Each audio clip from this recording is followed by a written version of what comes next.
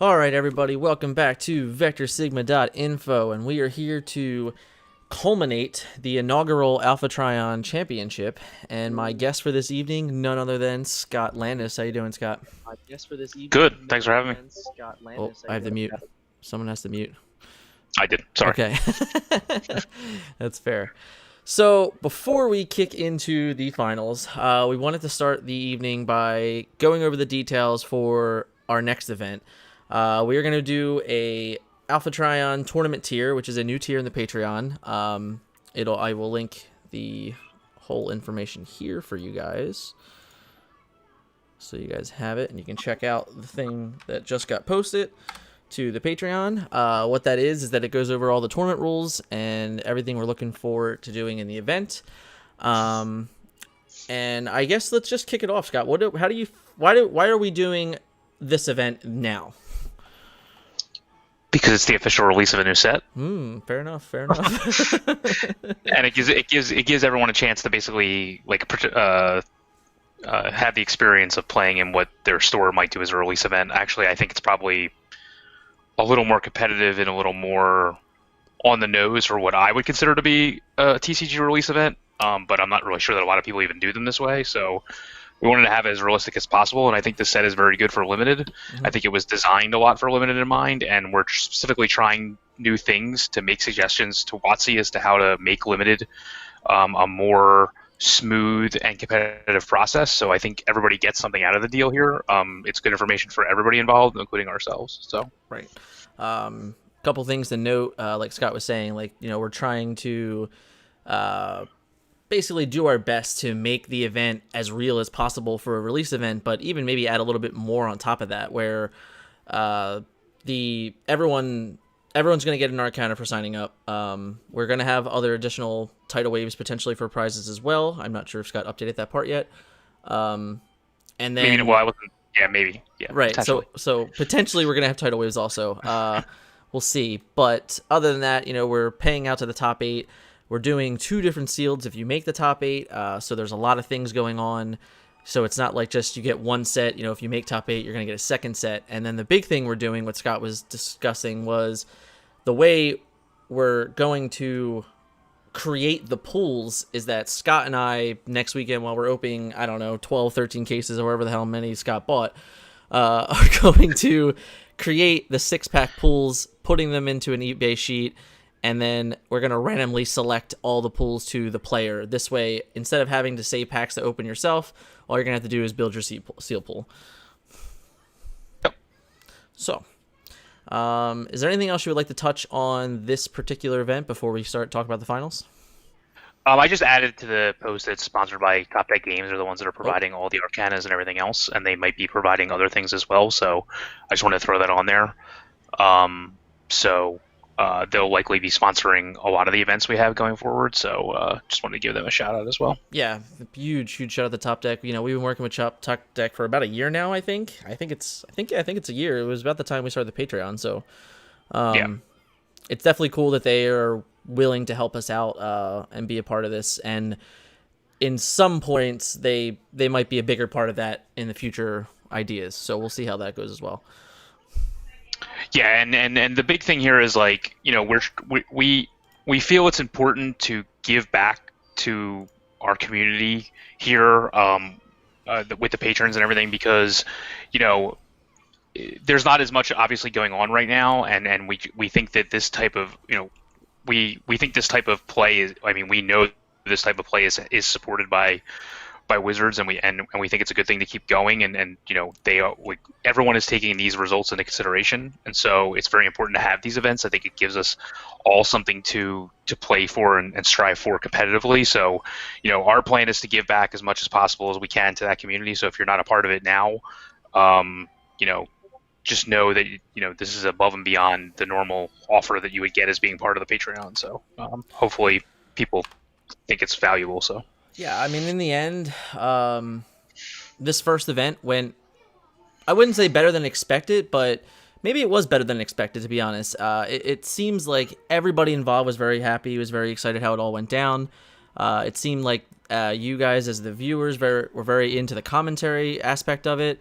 It also seems like the players that were on stream, they were very grateful for having the commentary as well and being able to come back to us and ask, why we thought these certain things and stuff like that. So like as a whole, it was really interesting. And then the bigger part of it again was what I can reciprocate from some of the interviews I did with the top 4. Everyone was very excited to interact with everyone else, where you might not have that same type of interaction going on right now, but because of these webcam games, you are getting that. And I think that's a big deal too. I think it's a big part of it, because if we're all somewhat still confined inside and we can't travel to events because maybe there aren't events, this seems like the best option for us and for everyone involved.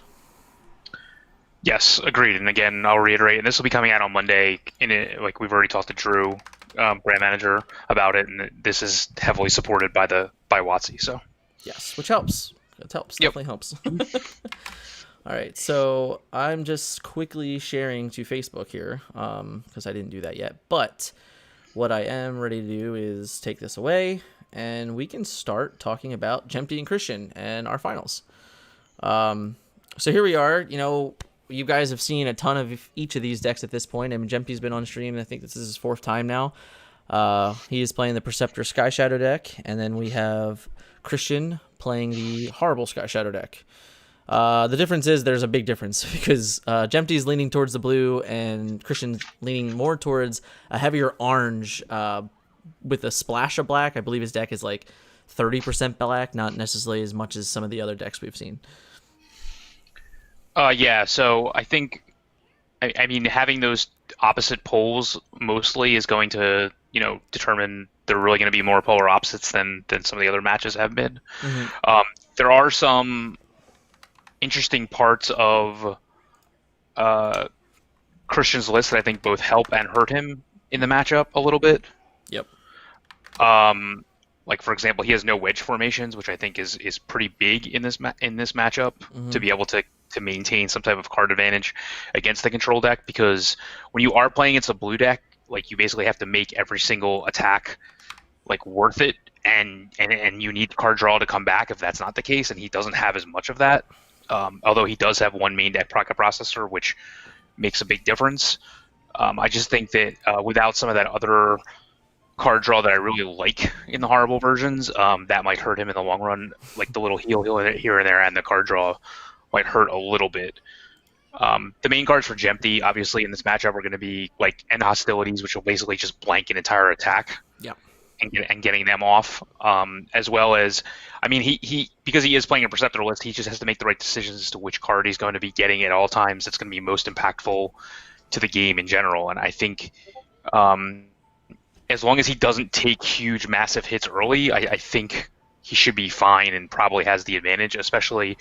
It's going to be very similar to the way his top 4 match played out, where like once his opponent runs out of gas, he's out of gas. But the difference is that I think that his list on the Christian side has a little bit more ways to come back because of like the one pocket processor, a little bit more decent plays with like different secret actions and things like that, and a little bit more of an orange leaning with 3 improvised shields, 2 double orange star cards, and then 3 Peace Fraternity. So he's many more double oranges, so he can just hit early and often, and that might be enough to overcome some of the mid game like top decking that he'd have to do to get back in the match.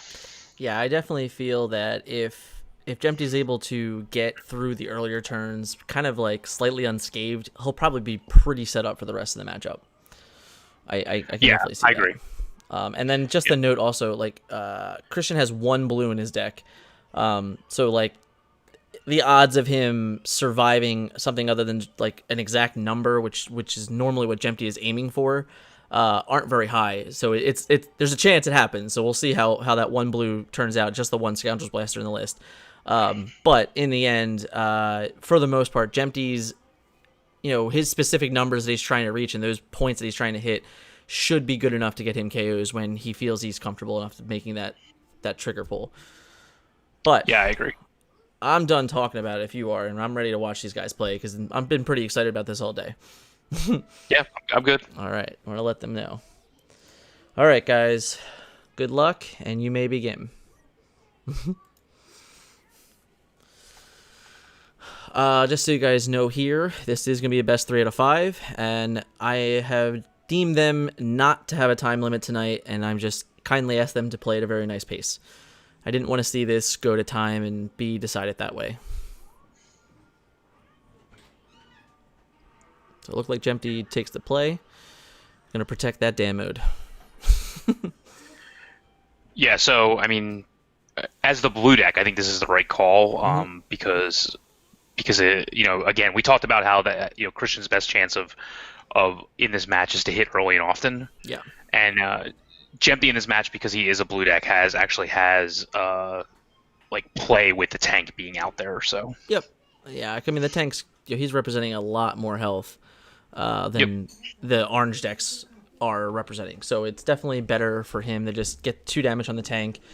And then he also puts it on the plane, which is, pretty important as well, because now Christian has to like kind of decide if he's willing to send that hurt plane basically.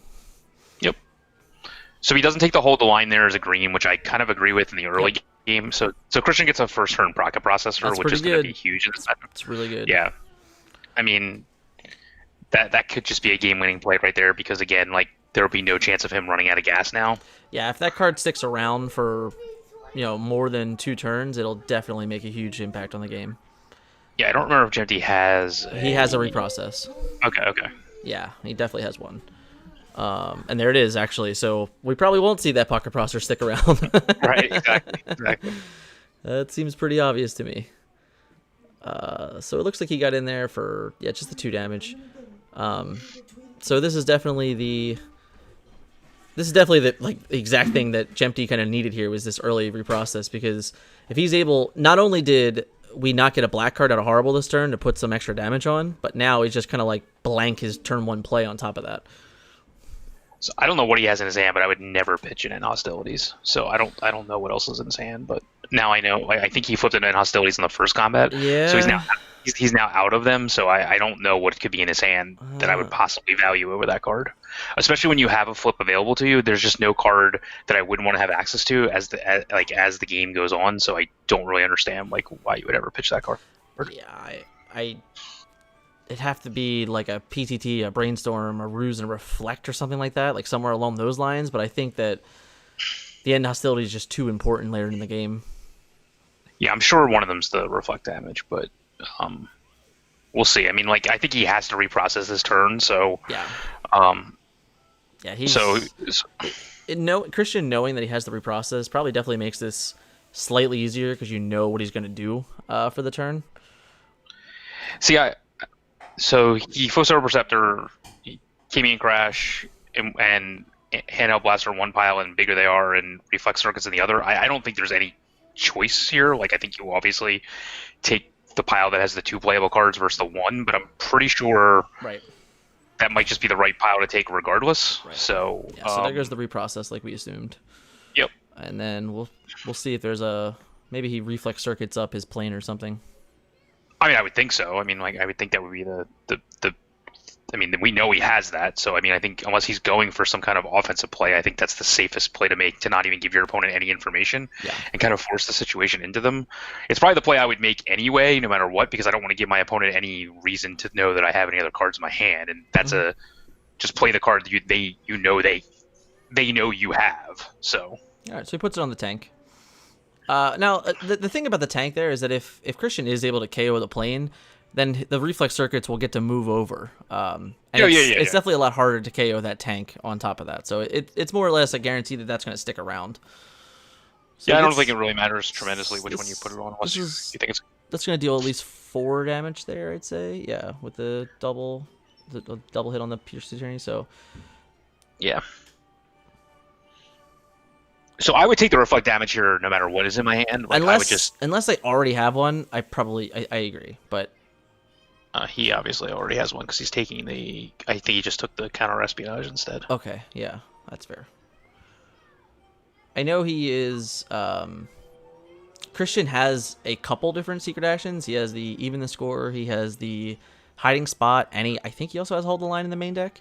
So he has definitely a couple options there that could be at least an annoyance more than anything, I think. And he plays one Spy Master's Ruse to keep them around. Right. For right. when it's most appropriate. It also gives him a black off Horrible. Yes, sure. So yeah, we talked about that interaction that basically gives your secret actions like it makes them all black for that specific purpose. So. Right.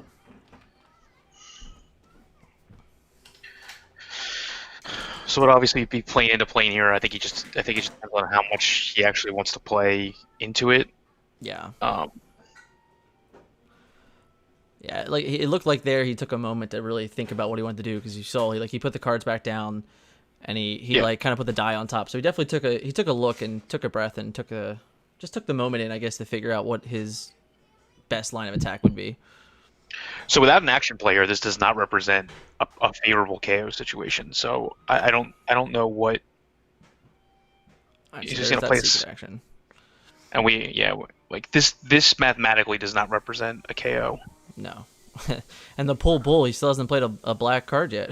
Right, exactly, and that's a big part of it. So like this should be like against an orange deck, this would be exact, but not against a blue deck. So Right. So like he has 8 there. He has 9 Pierce 3.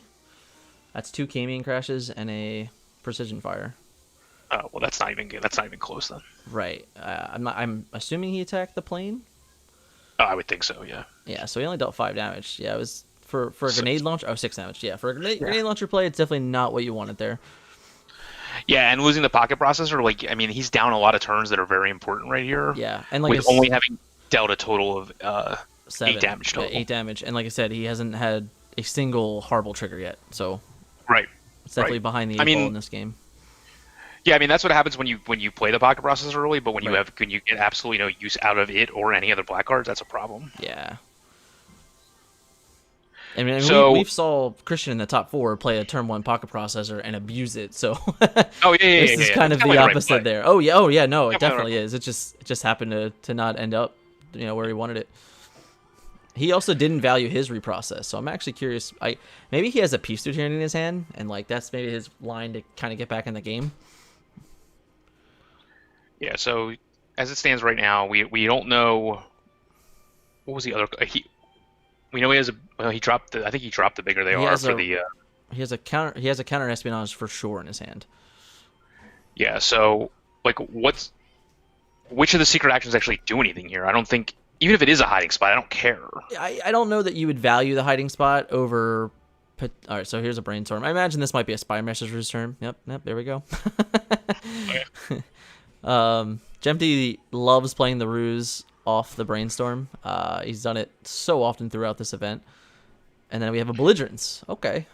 So he's definitely going for the KO for sure here. Yeah, the Belligerence helps his attack more than it hurts right. his opponent's defense. Right, because his blues just turn into oranges. Yeah. So really, this represents like a plus. Like it's basically a +2 attack, which is fun. I like, but. I mean, because like let's see, Perceptor's at 3, 5. Even at 8, like that's not gonna be enough to KO the plane. So like, I think you have to go into the tank here and say, okay, if you have the hide spot, whatever, So he has a hold the line. Yeah. So that's actually not gonna be good enough, right? It's not relevant in the least. No. Of course, he flips the double orange. Oh, the double blue. There you go. So he's +4. So he's 9. Yeah. So he goes into the tank, or do you go in the plane? I am not. It looks like he only flipped 2, so it looks like he went into the plane. That's a mistake. Yeah. Yeah, because he's at 8 now, which is at 12. I mean, unless his plan wasn't to KO there, which maybe that's possible. I can't imagine I mean, he would have Spy Master's Ruse. We know it's a reflect or a what's it called? The blue one. Unhostilities.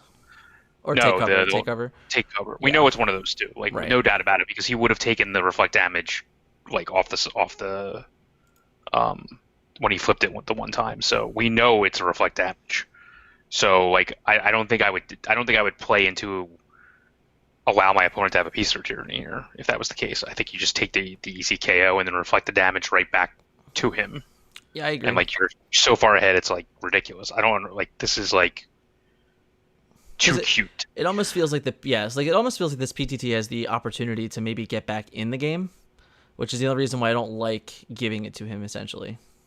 Yeah, I mean, I thought it was pretty telegraphed that he had a PTT here. I mean, because it was his only chance of really, even if he doesn't, even if he's not literally telegraphing it, I'm pretty sure he has it because it's his only chance of actually doing anything. Yeah, so he gets the reflect here. I mean, like, the one thing I'm going to note here is I don't think it's possible for him to KO one of these characters out of combat. So that's For Jempty or for Christian? for Christian, yeah, because Okay. so with that, like this big dude just has to go into something. I mean, unless he has a good upgrade here that the Horrible can attack and KO the plane potentially. But that would require like a fusion bore or something like that. Without that, I don't know that he can get there even in that idea. But the problem that I have with this play is that if he can't KO out of combat and he can't KO with the bull here, then this is going to end up being not a very good PTT. It's not, but the difference is I don't know what else he could have done. Right. So he gets to what, 6, 7 Pierce 1. Oh, he's not flipping any blues though. Wow, he didn't flip any blues, so it looks like he just gets there. Oh no, he doesn't. He attacked the tank. Oh wow. He went for Perceptor. Oh, okay. All right. Never mind. That's a little different. Which is probably what I would have done also, but Yeah, like if you can't guarantee it, but if he would have got the plane there, he would have been able to steal the Sky Shadow attack. so he went for the safe attack first, which is the horrible attack first. Right. So So yeah, do you so think now this it's just goes in the Preceptor again? no, because you can't. I don't think you can allow the head to pop off. Because if you allow the head to pop off, you give your opponent an entire turn. Well, no, you don't, because you still get. You won't actually get to do anything. If you KO the Preceptor here, which I think he did. Now we have to make sure they play this correctly. Okay. So he has a PTT turn here, Right. where he does not untap. Right. Yep. So Correct. now I don't like this at all. I'm gonna let's just pay attention to what happens here. Yeah, I think they're fine.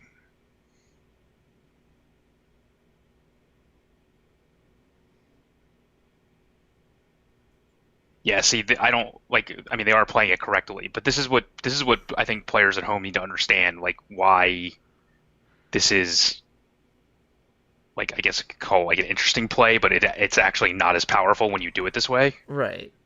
Because he's not going to get an attack here. Right. So he named alt mode, I assume, right? Yeah. And then he does the extra one with horrible, yeah. Yeah. He can still get the flip off, yeah. I mean, but this is not representing an out of combat KO. I mean, he probably should. How many hit points does Briscoe have? 3. So he wouldn't have got him no matter No. what he did. No. This Well, way- yeah. If he named bot mode and then triggered, he triggered it with horrible, would have been 2 damage and then flip. So he could have actually stolen the attack there, but I don't know. I don't think he wants to do that for what it's worth. No, that's fine. That's fine. I mean, this is where I really like, one shall stand in Sky Shadow decks, because this would represent a huge turn if Jempty had a one shall stand. Yeah. But- Well, yeah, that's true. I mean, this would be ridiculous if he had a one shall stand. I believe he has. So he has the belligerence again. So he's gonna go and try and KO that Sky Shadow here. Yeah. So 3, 4, 5. He gets the 5. So unless he flipped the blue. It wouldn't matter anyway. Oh yeah, the it wouldn't matter. belligerence- Never mind. Yeah, so that's gonna get the KO.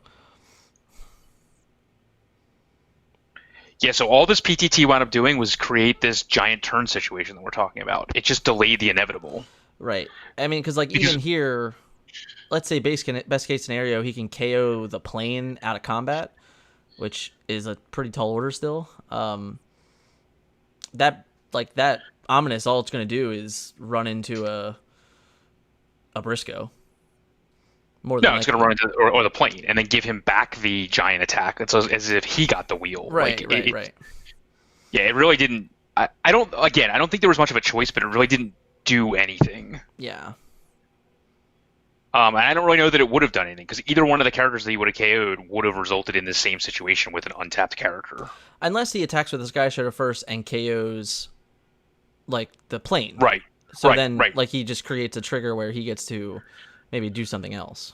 Right, then the horrible can maybe take out the Sky Shadow before it can attack. So he didn't you're right. flip an orange. He didn't get the Pierce 3, and he defended it off. Oh, Okay. I mean, it's not like it's the biggest thing, but it's one of those like one of those feels bad moment. Yeah, I mean, you don't even get a. I mean, now.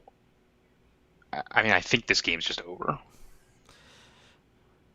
I mean, Horrible has no damage on him, but like, I don't see how. Again, neither deck has one shell stand, Hmm. so I don't see how there's any play left in this game because I don't. Well, I guess he can. If he draws a Kamian Crash, then he can get the plane. Right. Right. And I'm wondering how many cards. He has 2 or 3 cards in hand, I believe, because he didn't play a Yes. card last turn. He just kind of missed, which I think I would have played into those odds as well for what it's worth. It was just kind of a bad sequence for him.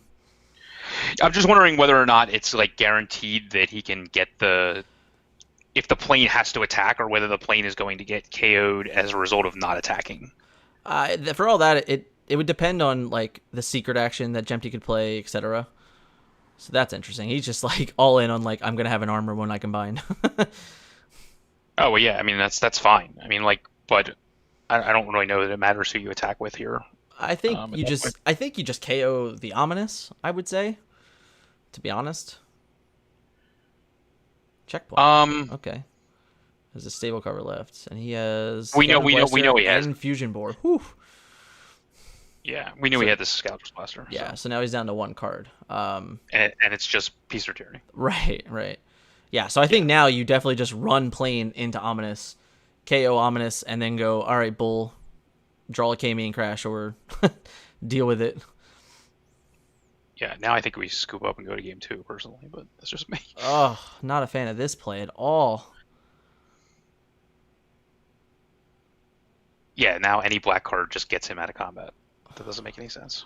Yeah, I don't think that was a meaningful play. I understand why. I mean, like he's all in on him just not drawing a black card here, Yeah, I don't like this at but all. I don't really like that play. Swinging with either one of the pieces is. I mean, mean- swinging with the tank is completely safe. The thing is that I don't think he can KO either one of these characters in an attack. And that's really the truth. He has no damage to move, so like that's not doing anything. So yeah, this is just the worst of it because he didn't draw the black card, obviously. Oh, okay. But I mean, the Javelin won't do anything either. No, So he just went to it's- game 2. Or is he No, shuffling? he's shuffling. Yeah, Oh. yeah. Oh. He's not throwing Shit. not throwing in any tails right now.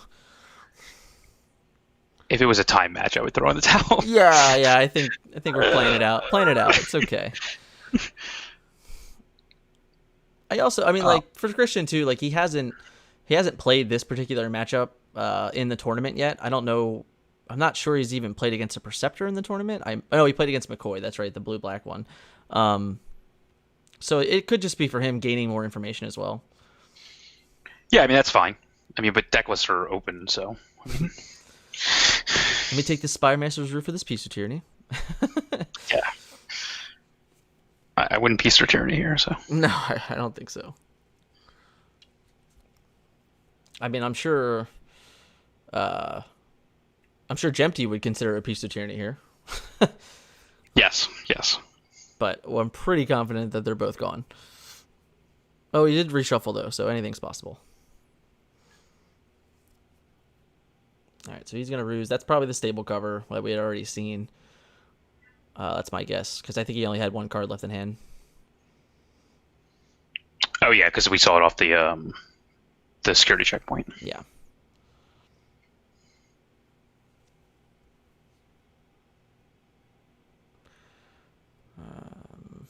So it looks like just a solid 4 Pierce 1, maybe? I think it's just Pierce 1, yeah. So it just gets him for 2 damage.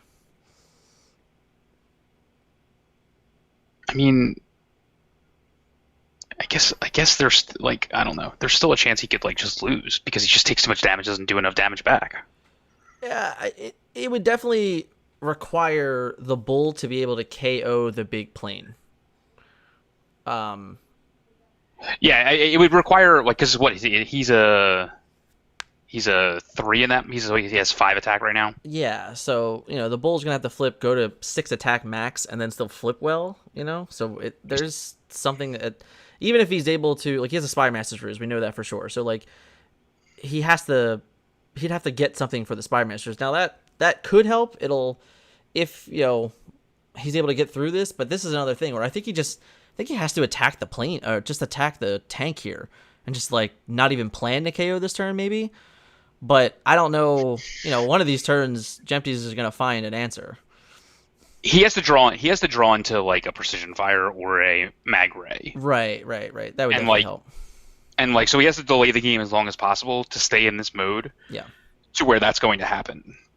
Yeah. So I might just attack the tank here and get whatever pierce I can. I mean, it's more than likely the stable cover under there.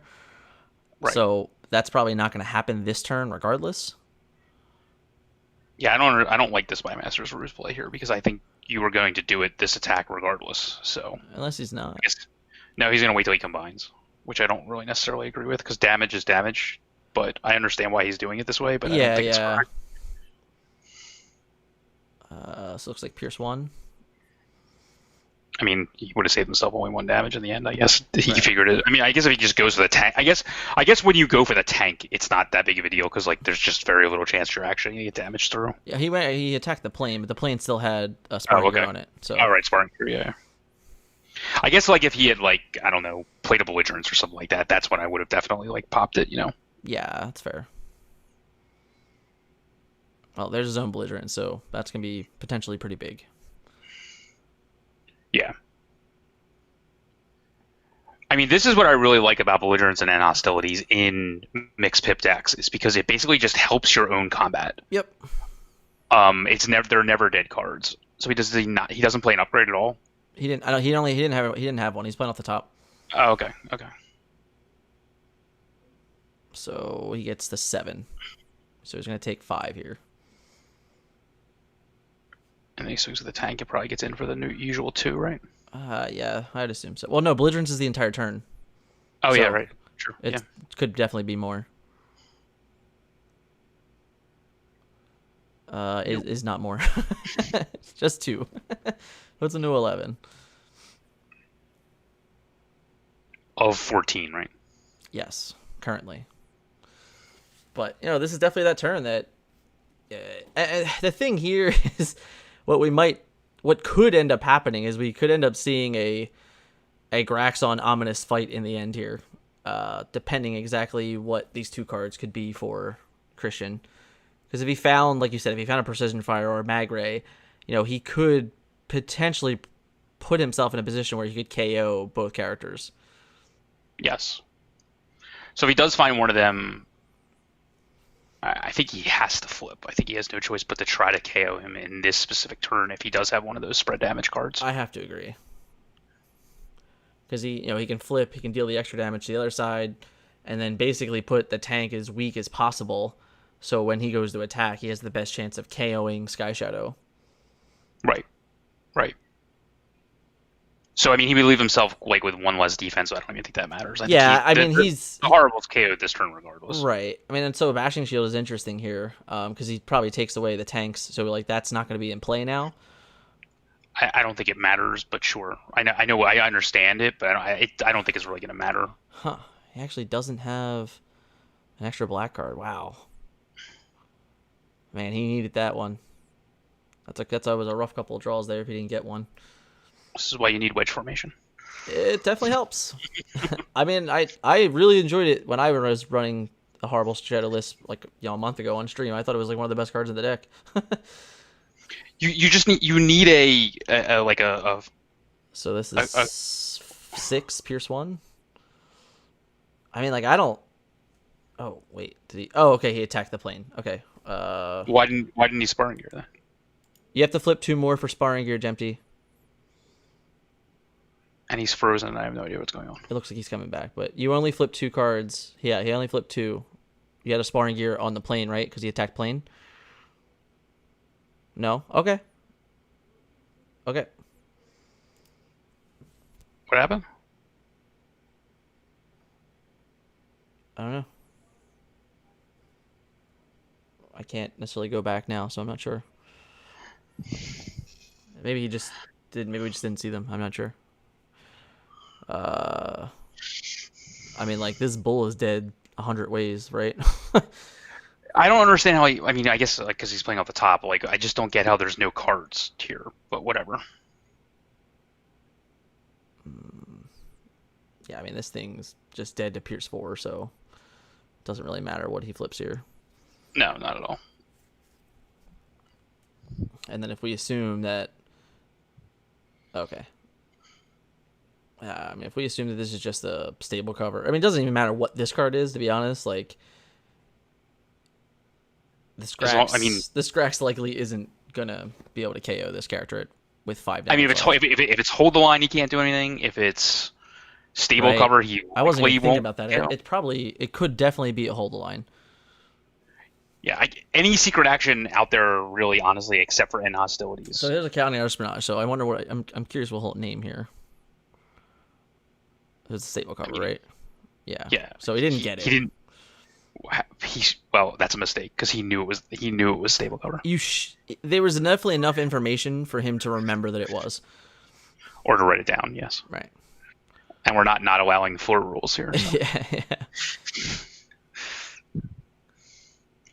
I mean, believe me, it's easier for us on this side of the not table, but whatever, wherever we are. Oh yeah. World to remember these things, but so I think at 7 attack. So he does get the 1 blue. He has the extra defense also from stable cover, so he's at 4. So he's already surviving this attack. Which is literally all that matters. Right. That you just attack and win. Like, we don't have to flip cards at all. Like, we don't have to do all the shuffling at all. Right? Because he's a 4, 6. Yeah, he's giving up. So that was actually 8 attack though. So, but he was only going to do a 4. He was only going to do a 4. Okay. Right. Yeah. Right. The max he can deal is 4. Yeah. I think he's just doing it for posterity reasons or for. Yeah. So he gets the extra blue anyway. Right. Yeah, and he counted it, so they're good. Yeah. Okay. So that's game 1. So if he had named stable cover, he still leaves him alive at 1, right?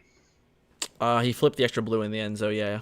Because he flipped, he had 5, and then minus stable cover, it would have been 4 still, so it still would have been just 4 damage. So his only shot was Fusion Bore, Counter Espionage, name, stable cover. Yes. So that game, I think, was a lot closer than it should have been. Yeah, Jempty couldn't close it out there. Yeah, there were mistakes made. That I think there were attacks and like the Briscoe thing.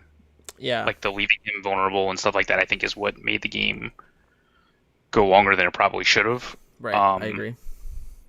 But I will say that despite not actually only flipping Perceptor once, he was able to get a lot of his lower quantity cards into his hand, and like Belligerence was huge there for him. And I think he played it 3 times. I was gonna say, I think he played it 3 times. Yeah. He has 2 in his deck, and he played it 3 times. Yeah. And I think that was really like what won him. I mean, it was allowed him to do some massive swings. Yeah. To his own favor, which I really liked. And he had plenty of cards that it could have been like he could have just drawn a grenade launcher. It would have been effectively the same thing, if not more technically. But it did help him in those situations where he was basically just playing off the top. And the good news is, and we've said this numerous times at this point, but Jempty does basically have a good stuff deck.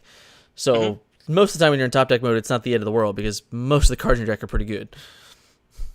Yeah, except for the doubles, everything seems good. Yeah. So I think Christian decides to go first here, which is definitely the right call. Yeah, I mean, for what it's worth, though, he would have gladly had drawn a piece of tyranny at any point. Oh yeah. I meant. Yeah. I meant security checkpoint and handle. Right. Yeah. So he sends plane into, I assume plane, but I'm not sure. That's a big number. So he has 4, 5, 6, 7, 8, 9, 10. Whatever he's going into only has 4 defense, so something's taking 6. I imagine it is the plane. It is a Perceptor. Oh, okay, went after Perceptor. Okay. Now we've seen this happen in the top 4, where Cameron was able to KO Perceptor before it ever got to flip. Yeah, but he took reflect damage on the first turn, so that's not gonna happen. That's true. It's true. You got a point. Card's not bad. Yeah. So, The thing here is that, like, I mean, Jempty does play, like, I think 2 grenade launchers and 2 fusion bores in his deck. I mean, Yep. there's an outside chance that he could actually. It's going to be hard. He would have to flip really well. It's unlikely, but he did do it in the top 4 actually, where he flipped like double Peace to Tyranny on his attack.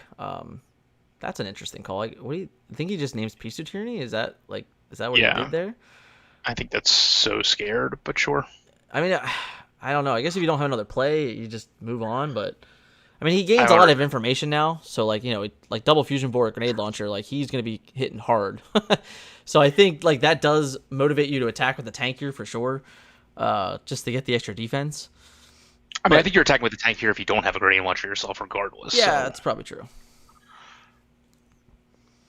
I don't like that play at all. I mean, I don't know what else. Obviously, what else is going on his hand, but I'm not sure Christian would play. I don't think he would play the Peace to Tyranny on that turn anyway. So I think you could have probably got away with playing something else first. Yeah, that's true. That's true.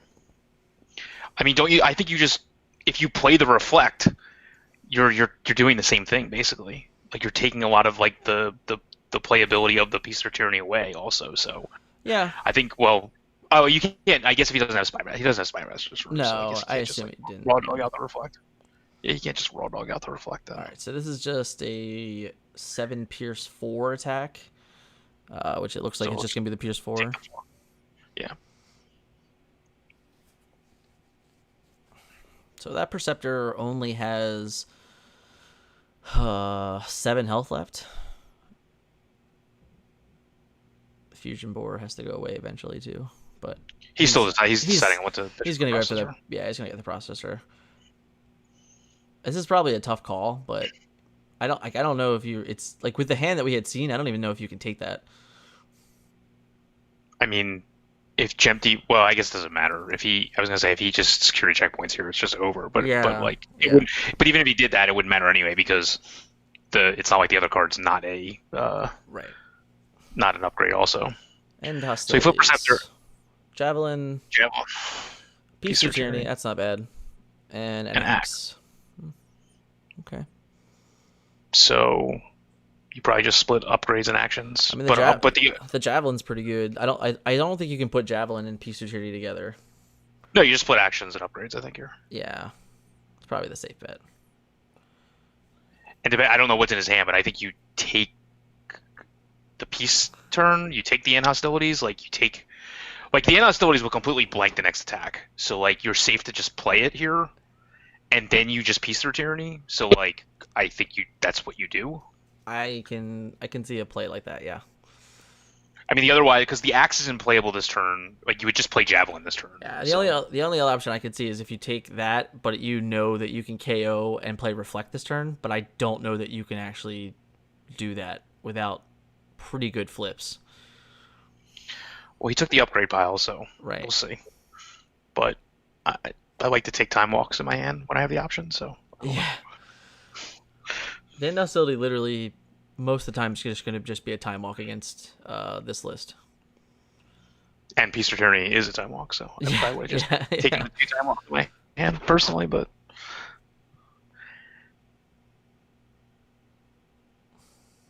like I don't know what he can play here. Like I think you swing into the tank regardless. So if you play the Javelin and you swing into the tank and you fling this at the plane, who cares? Doesn't really matter where it gets flung. Right. I think you should spread damage wherever you can. All right, so he's just gonna go for the KO on the plane here. But the only thing I don't like about this is that you don't have the reflect down. So at this point, you're putting your Perceptor in super danger zone. Yeah, the only thing I don't like about this play is everything about it. I mean, fling it at the horrible. Then at this point, I don't know if he's gonna just go for the tank to just try to put maximum damage on. I guess that's okay, but I mean, he's gonna get him. I think it depends on who he went for. He flipped it. 7. That's a miss. Then I think. No, is the first one a black or a blue? I can't tell. It looks like a black. Okay, so he didn't need the belligerence, but that's okay. Well, he played it, but it didn't pay off because he only still went. That's what I'm saying. Like it just didn't pay off. I don't understand all this at all. So like now, if there's a PTT, it's gonna be ugly.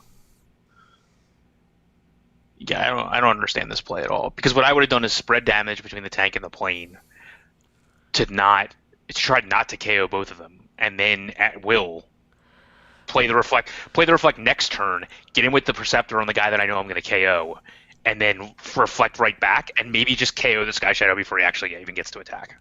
It's very possible. I mean, I don't think that would have necessarily happened. He would have been at 17 instead of 20, but that's what I mean. I don't. This line of play didn't do anything, in my opinion. So we get some damage. To all three characters are going to take some damage there. And both of... So that actually KOs his own plane. And puts one on the tank. And he gets the bolt, the Perceptor here. Yeah, this is why was such a bad play. Yeah, because that Perceptor goes to 13. So yeah, and we know he has another fusion bore, so that is potentially 14. And then next turn he just gets the flip is horrible and KO the Perceptor. Yeah, I don't understand this at all. Does that kill Perceptor outside of combat? The Javelin? Yeah, 100%. Yeah, this was a poorly played game. Yeah, Javelin will. Yeah, that's because it's on 13 and he has 15 health. Yeah, this was. So pew pew. Yeah. None of this should have happened. So I imagine he went into the tank. Just because all he needed to do is find Pierce 5. That would be my guess, but maybe. Oh right, because he has the Pierce 4 to start with. So. Right. So we'll see in a second what he. So it looks like he went into the plane. So.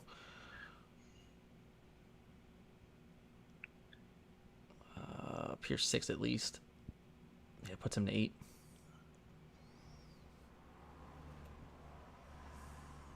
So there's no chance that Briscoe KOs Sky Shadow. No. No.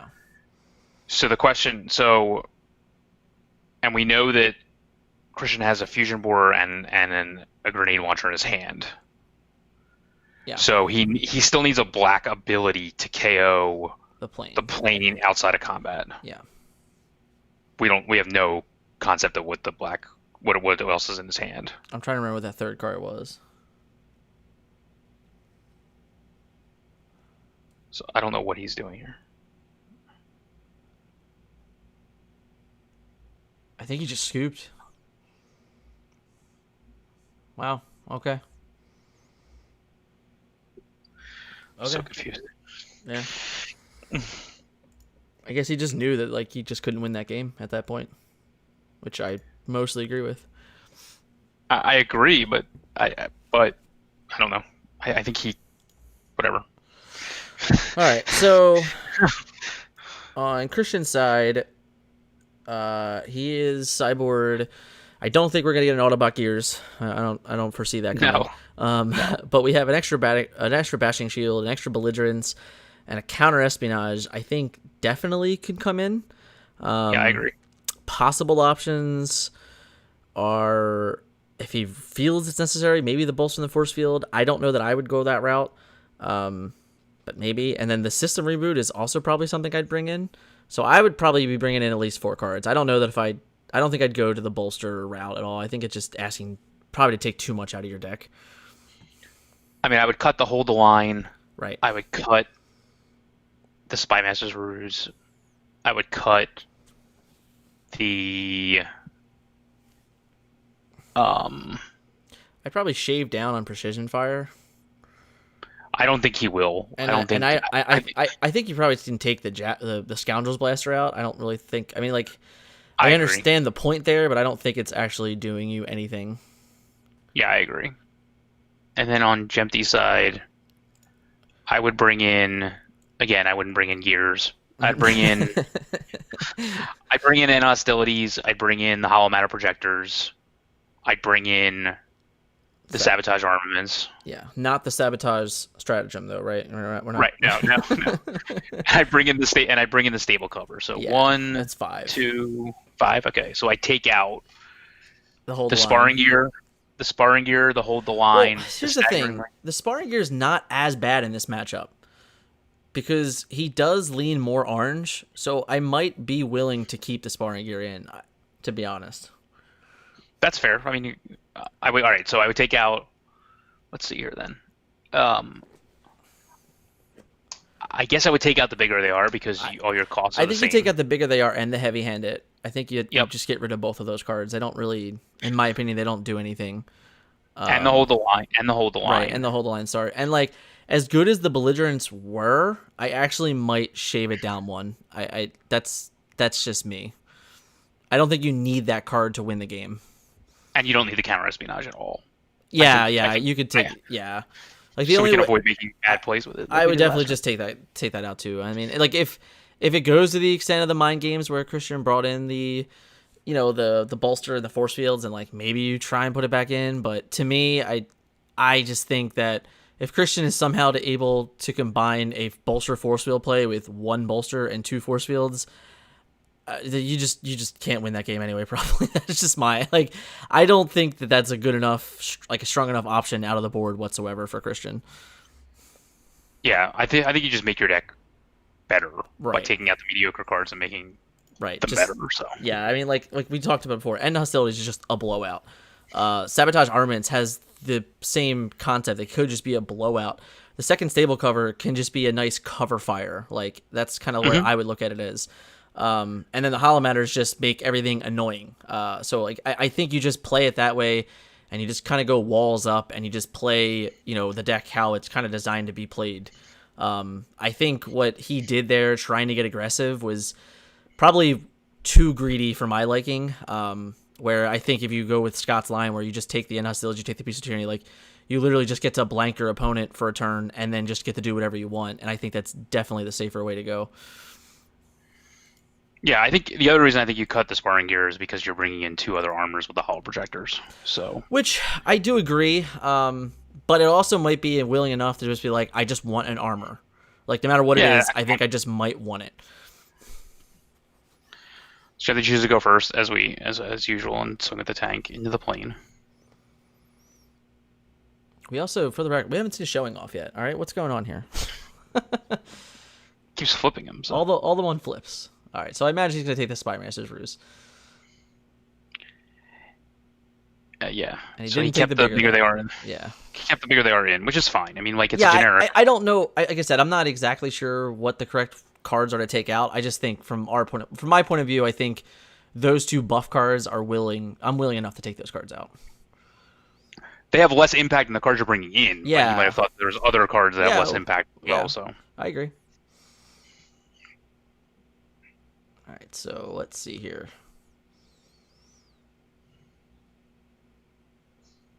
We get a fight for position, so little early on bold action. Mm-hmm. I mean, the best time to play it is when your opponent doesn't have a. Oh yeah, 100%. Shields down, you might as well take it. Yeah. I don't know if I like the damage on Perceptor there. Jesus. Well, I guess you're only gonna have one of those, Jempty. Sorry. The only reason I don't think I like it there is because, like, once again, these guys know their list, so you have to know he brought in the cards like the Hollow Masters and stuff like that. So to put the 1 damage on the Perceptor there, I don't think it's gonna do anything in the matchup. Where now, like, you're kind of forcing yourself to have to play a Bashing Shield and like just to like try and get more out of it. I think I just put the extra damage on the tank there, to be honest. So he pitches a reflect damage to take. He doesn't take the reflect damage. I thought he pitched a reflex. Yeah. Javelin, checkpoint,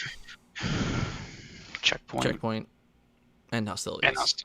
That's a pretty rough flip. But like for me, depending on what the hand really looks like, I might be willing enough to just go Hollow Matter, checkpoint you. Like that seems like the best line of play here, because it's like, okay, now you can't.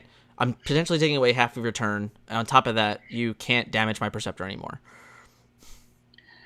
I mean, I would depend on what's in my hand, but like I would not give my if I have upgrades in my hand, like All right, so he's taking checkpoint and hostilities this time.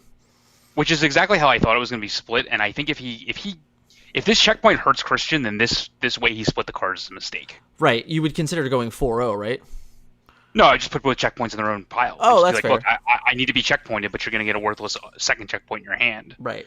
Now he guarantees gets one card and a checkpoint. And I can't imagine checkpoint isn't the right call here unless the rest of Jempty's hand is all upgrades and he can play one of them. So I don't think it matters. I agree there, but to me, I think the offensive route did not pay off for him. See, I don't know if I like this play either. What he's thinking about? He's putting it somewhere for sure. I wouldn't put it on a tank. Yeah, I think you just protect the Preceptor. I mean, it does make it awkward for the tank, but I think the card's too important to where, if you just put it on the tank, he probably all he has to do now is find Pierce 3 on this tank, and that's what I don't like about it. Pierce 4, but yeah. Oh, yeah, sorry. Well, with the move damage from Horrible. Oh, yeah, you're right. No, you're right. I mean, even you're right. Just black cards in general. I don't like this play. I mean, I still think you checkpoint. No, he's protected from the black cards, but he's not protected from the move. Yeah, you're right. Yeah. Well, I'm just saying, I just mean the black flips. Yeah, I mean, I don't understand. I don't know what that card could be, but I feel like checkpointing here, unless your hand isn't unless literally the rest of the cards in your hand are upgrades, I just think that if you just protect yourself here, it's a way better decision. Yeah, if he plays a fusion warrior, then you should have checkpointed. I mean, you should have checkpointed anyway because of that. Because the only thing that hurts you here is a lot of upgrades. So I don't really understand. Yeah, I said if the remainder of his hand is if that's a hostilities that he just put down, which is an easy kind of assumption, your hand would have to be javelin, axe, grenade, checkpoint, and okay, I understand why you wouldn't do that, but other than that, I think you just have to take your loss on the upgrades. I guess we're gonna find out what one of those cards are now. All right, so he's actually getting rid of the checkpoint for the bashing shield. So his hand, I guess, has to be upgrade heavy, but even then, I don't think he would do that because wouldn't you just trade one of your other upgrades? Yeah, I don't. I'm very confused.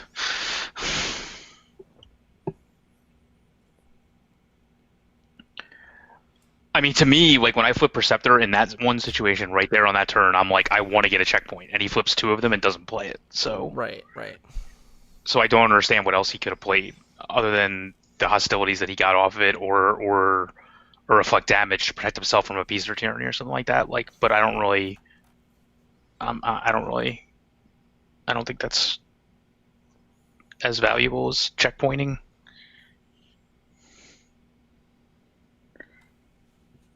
Yep. So there's escape capsule. So not as threatening, but yeah, that doesn't even really. I don't like escape capsule in the Sky Shadow list at all. Yeah. I like it with Horrible, but I don't like putting it on the Sky Shadow pieces because there's very little chance that because it doesn't survive if the piece that it's on gets KO'd. Right.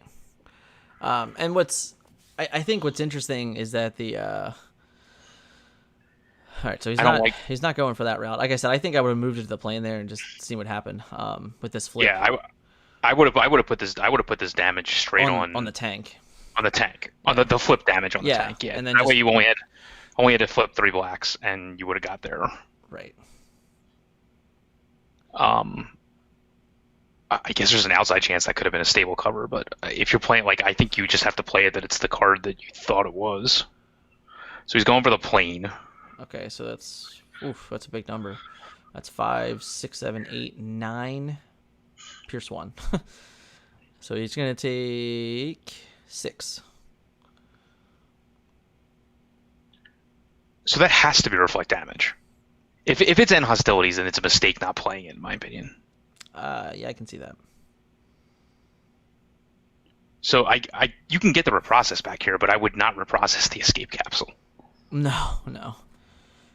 I think so. You can get it back here; it's not a big deal. But I think Christian might be down to 2 cards over there, maybe just 1. I can't tell. So he got rid of a second checkpoint. Right, so he had 2 checkpoints in his hand. Yeah. I'm very confused.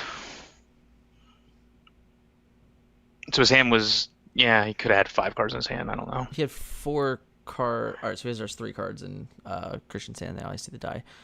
He had 4 cards last turn when he decided not to play it, and 2 of them were a checkpoint because he's gotten rid of 2 checkpoints on greens.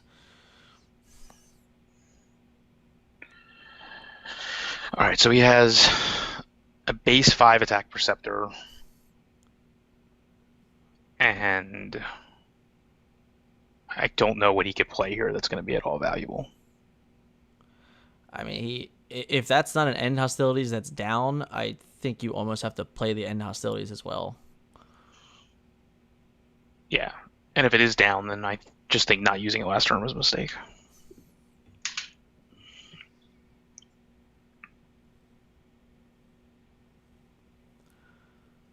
He's had at least 5 cards in hand currently. He has that many now, or he? Yeah, I'm pretty sure he has at least 5 cards in his hand right now. And we just know the last 2 greens that he picked up, which was the reprocess and whatever the card was before that. It wasn't at the Hollow Man that's down. No, I don't think so. That was the turn before. I forget what the other one was. I might be wrong though. It's possible that I'm wrong. I know he pitched 2 security checkpoints. Yes, yeah. So. And the third one is underneath Perceptor. Yeah. Yeah, so this is definitely in the tank. He's definitely like in the what do I do for this turn play. Because, I mean, he doesn't have a lot of damage out. Perceptor only has 2 cards under him. So there's a good chance that he can't KO anything here. And at that point, it just becomes, what can I do that helps me get out of the turn? I mean, I think if you can't KO something, you just have to put as much damage as you possibly can on the pieces and hope that you can get out of it through. I mean, the problem is, again, like, he doesn't have access to that much direct damage, so like that play is not going to be as powerful. But I mean, he has a couple Camion crashes. He has the couple javelins. He has an armed hovercraft. So he has some. Yeah. He has it in there. It's not like like 3 crashes or anything like that, but yeah, he's probably got 5 or 6 spot cards, and then on top of that, he definitely has the reflect down there. Or assumingly so. Almost as the end hostilities, yeah. Yeah. But he didn't take the reflect. He took the Hollow Matter, so. Right. Which could have telegraphed it also. Or the other one take cover, I guess. Yeah. Okay. This is probably what he needs to do. The only thing that's tough about this is that the Perceptor isn't like I think he still needs to find a showing off to make something out of the Perceptor attack next turn. So is he? So what? I don't remember what match that was, but if I think it was the quarterfinals match. Just please attack with the Perceptor first this time.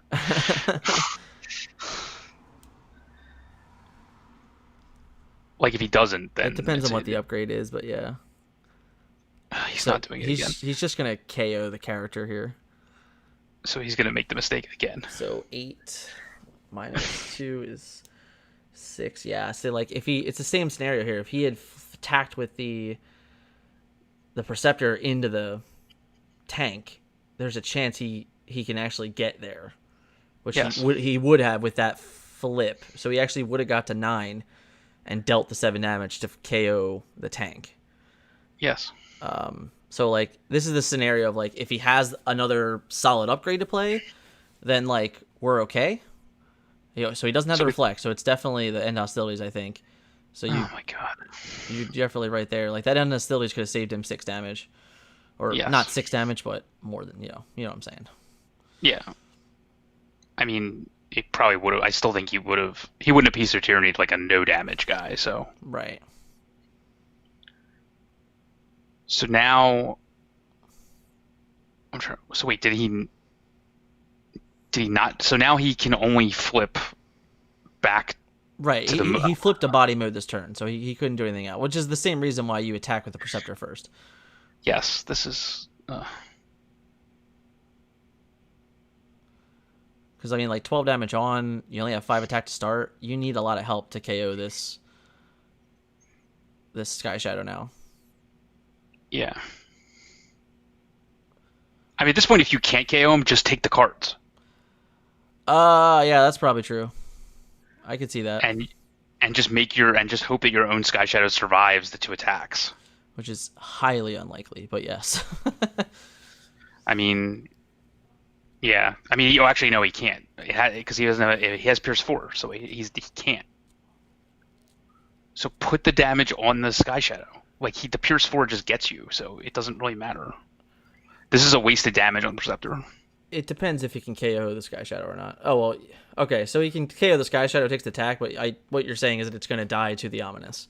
But Yes. he might be okay with that. There's a chance that he's okay with that. That energy capsule was on the plane, right? And he attacked the tank, so that Yes. didn't carry over. I'm just making sure here. I was thinking the same thing. Yeah. Yeah, so that KOs. So he gets all that, which is great. So note it actually. Yeah, he's definitely KO'd.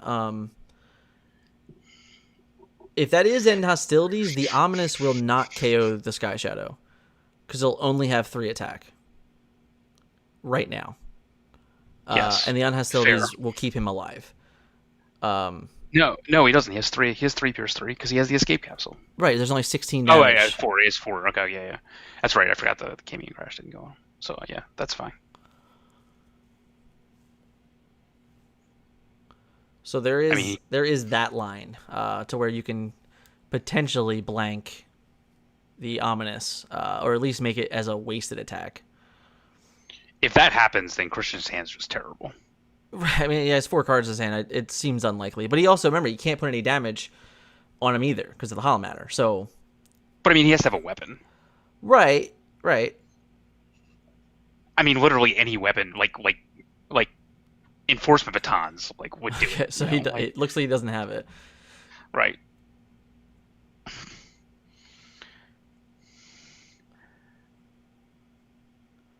So I assume he has a black action here, or else you wouldn't even flip, probably. He might, because he's still he might have to try and get through. Because if the bull can get through a damage, then it's fine. But it just means he has to sink both attacks into the Sky Shadow. I mean, I think you swing at the bull first because that way his Ominous isn't potentially KOing your Ominous. Right. So the right play here is to attack with Horrible and to play. So he's gonna name. I assume he's gonna name the end hostilities. So he does get it. Yeah. Yeah. Wow. This is just. And then you get to deal a damage to Perceptor. Right. Yeah, so there's 6 damage that should not have occurred for sure now. I'd say at least 4, but yeah. Yeah. So are we... Hold on. What? Just so we don't miss it, the Horrible trigger on the counter espionage.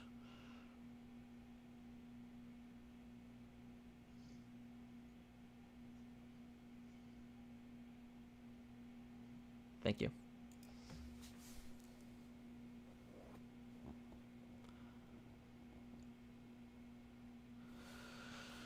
I mean, you still swing with Horrible first. I mean, there's just no doubt about that because Horrible's not vulnerable. Your Ominous is vulnerable. Yeah, I mean, I guess there's a good chance the Horrible, unless you flip like a white and a couple blacks or something like that, I don't think you can KO the Sky Shadow though. But there's a chance. I mean, you're a 3 tough 2 to start. You're only a 4 attacker. I don't think the numbers are in your favor. Yeah, so he just gets Pierce 2 out of it. Yeah, so he took the safer route and attacked the Perceptor. Right. So that puts in a 10. I mean, if the Ominous can get to 5 attack here.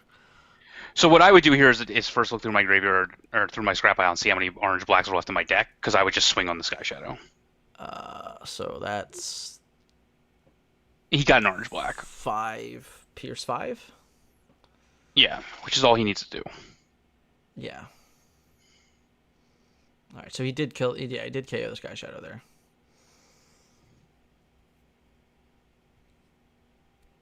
So now Jempty gets the Perceptor flip.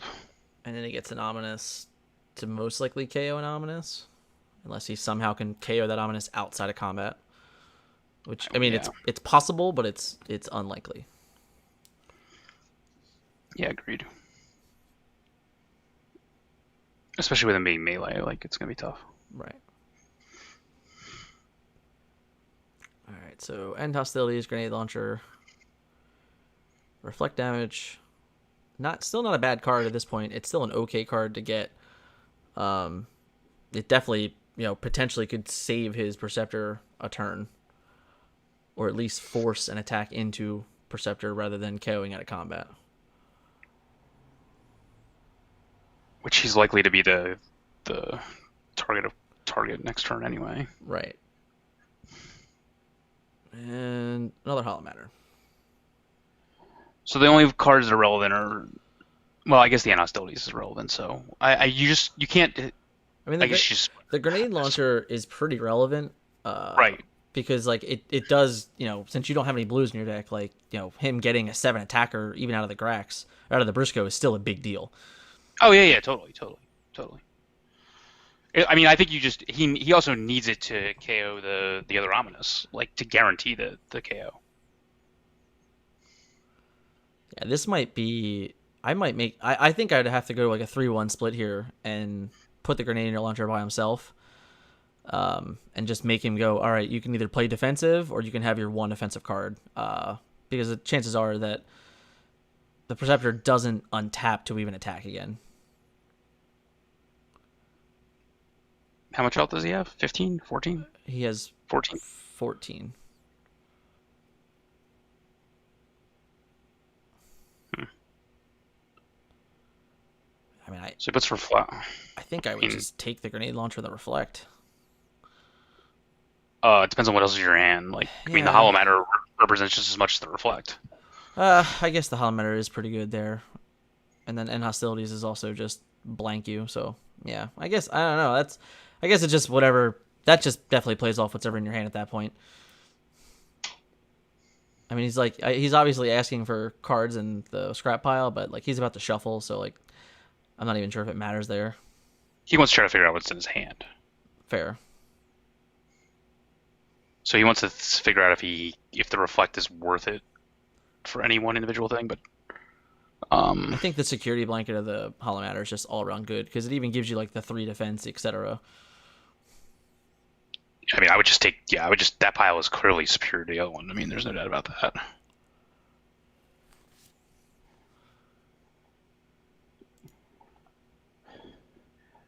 I mean, if you need the +1 from a grenade launcher, then your hand is just crap. So, I mean, you should have a javelin or something in your hand. Oh, jeez, I don't understand this. The thing about the reflect is that also potentially represents a way to KO the Ominous if he doesn't have anything. I mean, like if you just go grenade launcher here, then that's going to be kind of a real feels bad. I don't think I would go that route. I think I would just set the reflect. That helps. Yeah, the reflect means he can't. The reflect means he can't play any black cards. Right, because then you just get the KO the Ominous. Right. So like, that's maybe the route you just go. But like, I definitely don't think you can just be like grenade launcher my Ominous here. Like that cannot be the play. Yeah, so he plays the reflect. What does that do? It just guarantees the KO at this point. Unless he's going to go after the bull, which I don't agree with at all. Yeah, okay, that's fine. I mean, he doesn't get there without it, other than the reflect that he just set. So that's the only like real truth there. But I guess now we still know he still has a grenade launcher, so he still has like that powerful card. I guess. And we're in a position here. Well, I'm saying like because we're in a position where this Horrible has to KO Perceptor this turn, and the reflect represents where he can't kill a character out of combat. Like it's basically impossible. And because of that, you're in a good position because that means now no matter what, if he somehow doesn't KO the Perceptor, which is unlikely, you still have this Pierce 4 character, and then you now also have a grenade launcher in your hand, so you're still representing a ton of damage. I don't know if it's enough, but we'll see. Yeah, I mean, I don't think he can necessarily KO out of combat without playing well, he's going to play the grenade launcher that he's had since like turn 2. Yeah, unless it went somewhere. Yeah, he played the Scoundrel's Blaster. That's guaranteed Pierce 2. Which is not a guaranteed KO, but I mean, okay. Like, so if we move here, we get the move of damage. So it just needs, he only needs to flip 1 black to make this a KO. Oh, right, because of the Pierce 2 to start with. So, like, unless this isn't Reflect and he just, like, got him, like, that would be great, but that seems unlikely. Unless he's going in Ominous. Is that what he just did? I was thinking about it.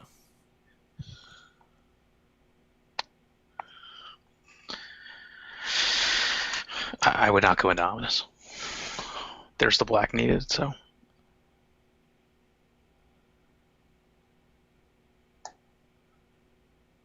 Definitely the Reflect, I assume. Wow. What? I'm so confused. So, with this setup, if the Preceptor can't KO, which, if we're being somewhat honest, is a little unrealistic. I mean, he's at 7, 10. With the grenade launcher, he's at 11. So -2 is 9. That's only 10 damage. He would have to find another powerful card to get through this, because the truth is that if he can now KO the Preceptor out of combat, then he can KO the Grax. Or the Briscoe, I should say. But I think it's so aggressive. I don't think you can lose to the Briscoe and the Ominous, which is the only reason why I think I would have KO'd the Preceptor. Right. Like, I think this gave Jempty an out to where, like, okay, if I have an aggressive action here, I can actually do a ton of damage. Right. I mean, we know he doesn't, though. That's part of the problem. It's very unlikely that he does, unless he just drew one. But we know he has a grenade launcher, so, like, he can get a +1, but I don't even know if you can rely on that. Like, unless you, like, absolutely have to rely on it, it's definitely a tough call. Yeah, at this stage of the game, with that Horrible only having 1 damage, to me, like, there were mistakes made throughout the game to be reaching this point where the last character left only has 1 damage on him and you have 11. Like, it just doesn't make this should not be the situation.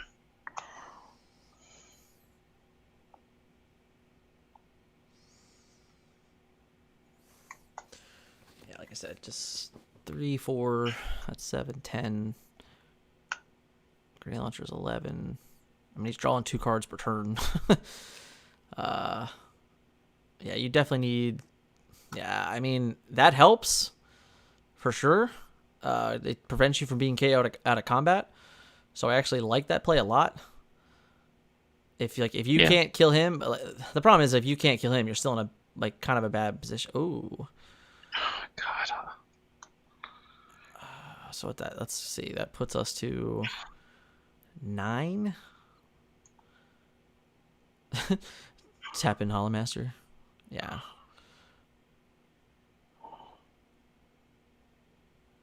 So just 7.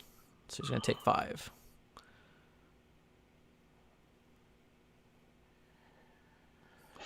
Yeah, so now 11. So now the grenade launcher represents a KO next turn. Right. So now Christian has to KO him this turn. Yeah, and he's going to have 5 cards of gas. So, I mean, he definitely has some stuff. I don't know what green he just picked up, so. Counter espionage. Okay. He can just counter espionage the grenade launcher if he wants to. No, he knows he has. He can't. You can only hit an action. Oh, actions. Okay. It's not espionage.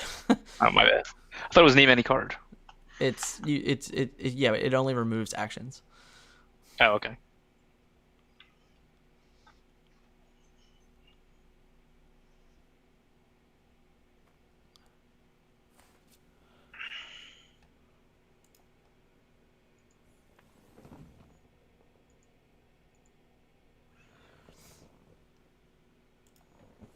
see. So the Mountain Mistress helps. So what's that? 3, 5, 7. Secret action. Even the score would be my guess. I think you have to flip here though. Yeah. So give yourself the extra. So that's 8. 8. That card's super pixelated. I think it's a 9 though. So he has 4 defense. He takes 5 and lives.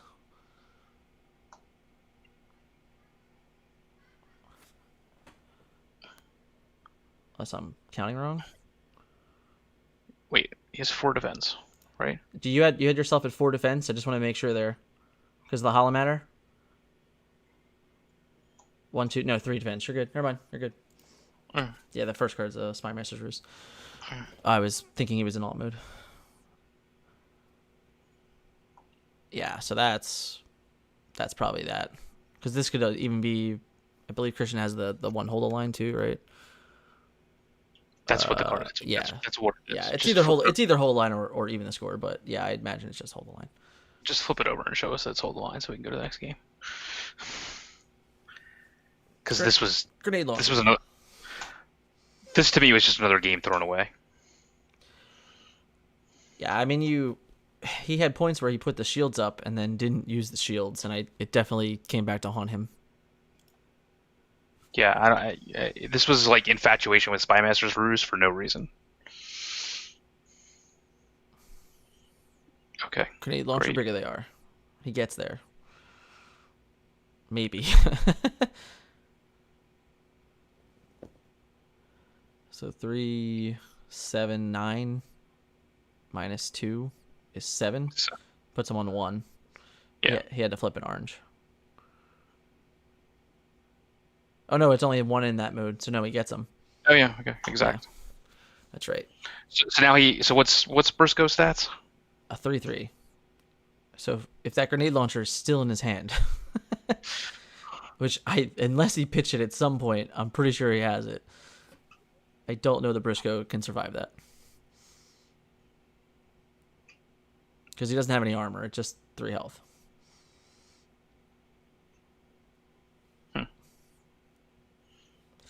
When you start at 4 attack, you're in good position. Yeah, so all he just needs is any like realistically any weapon. Fusion board be okay. Yeah, obviously.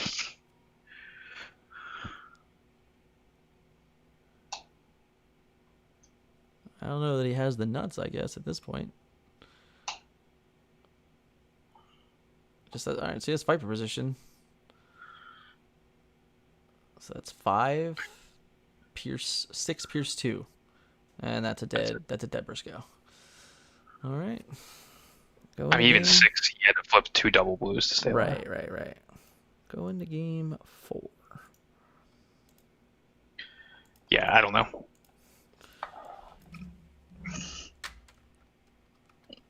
I mean, I think there was just way too much damage, way too many too weak of Peace or Tyrannies that went on that game. Yeah, we saw that same type of play in the top 4 where he didn't value the Preceptor earlier. He didn't want to like put the Preceptor out there to be attacked. And I think this time that haunted him. Last time it didn't haunt him as much, but I think in this game it definitely haunted him a bit, because not being able to KO, correctly after that point, it was you kind of just left yourself vulnerable for no reason. I mean, like, if you attack with the Preceptor first, and then you get to flip the Preceptor, there's a huge percentage chance that you're going to draw one of your ways to KO the Sky Shadow out of combat. Then you just swing your Sky Shadow into their Sky Shadow. Yeah. There's no... even Reflect counts as out of combat at that... Well, right. That doesn't really matter. I mean, the real truth is that, like, he needed to hit the orange if he decided to attack the Preceptor. Now, only to get the absolute KO, but then he gets right. The point is he gets the flip with Preceptor, which gives him 5 more cards essentially to look at. Which he didn't consider. Right. I mean, that's just all there is to it. Yeah. It was just bad.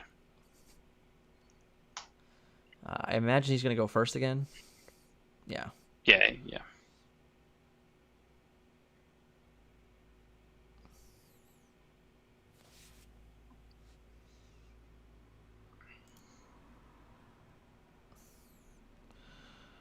We've seen this play a lot.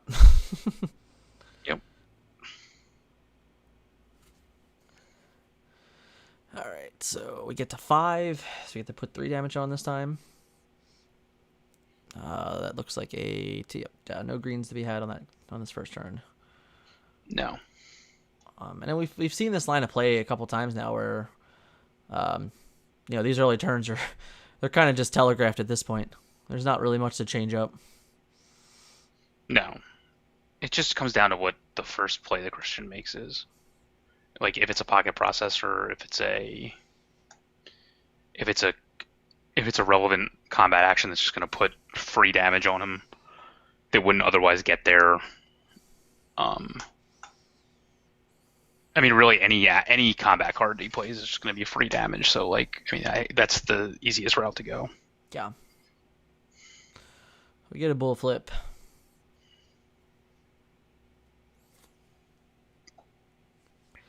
And energy capsule. All right, so we get a point of damage and just an extra attack.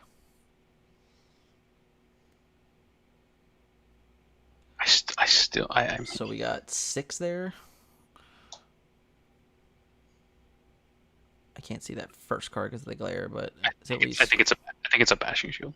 Okay, so it's 4. Takes 7. Yeah, it was 7. Okay. The little proxies sometimes hide themselves. Yeah, I couldn't tell what it was. The way he flipped it, he covered it. I guess it wasn't a bashing shield. I don't know what the first card that Jempty flipped was, because if it was a bashing shield, he probably would have taken it. So we have hovercraft, which is good. Stable cover, which is fine. Checkpoint, which we know he won't play. And bashing shield. And a bashing shield.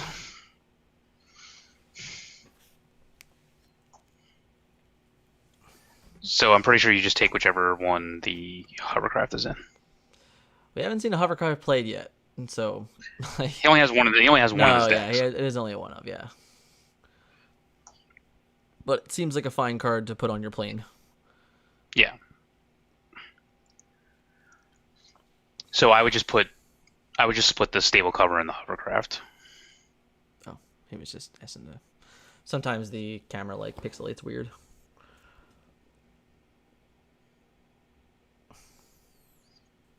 So those are the 2 relevant cards to me. So just split those and make sure that It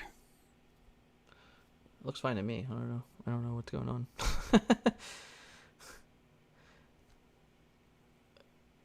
Unless someone needs a judge slip. Uh-oh. Are they pulling it out? Am I getting a judge slip? No? Yes, no, maybe? I thought Christian was frozen there for a second, but he just wasn't moving. That's fair. We're in the tank. Oh, okay, judge. Hold, please. Hold on a second, guys.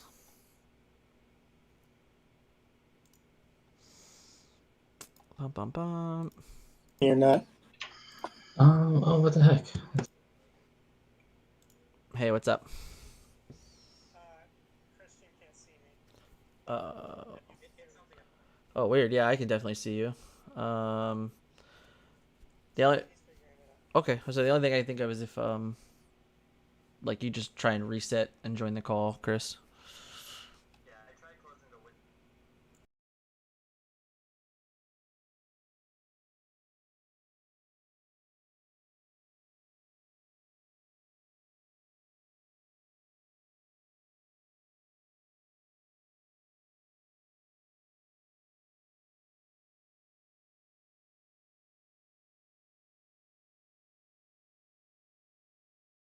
Just working out some technical difficulties, guys.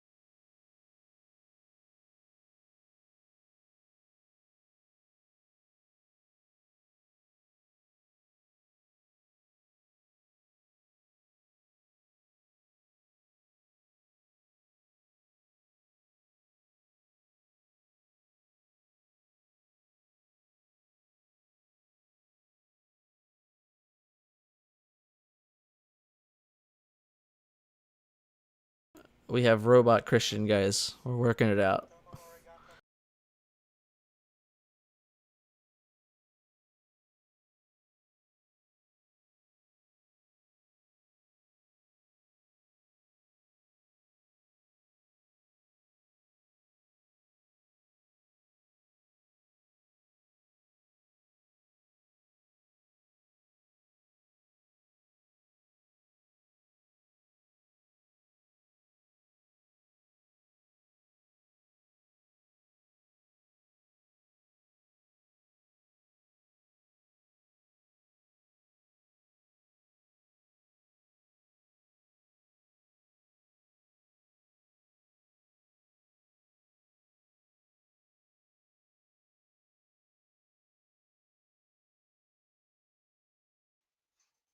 Back from Preceptor flipping.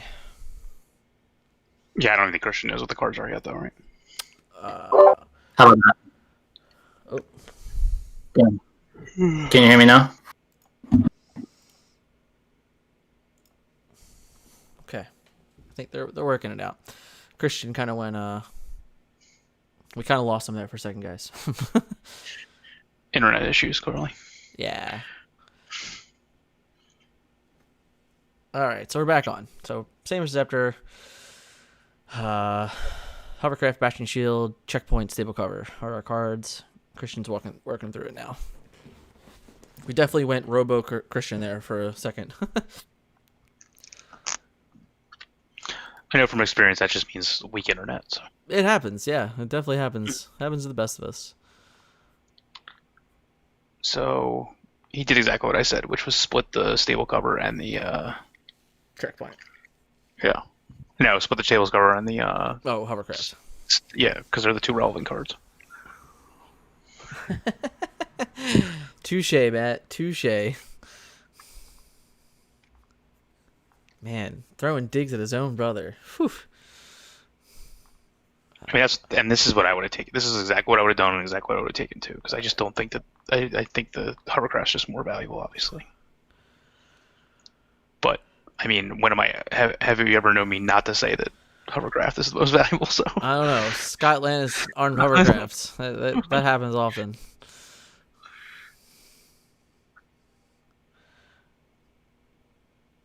The hovercraft was with the checkpoint.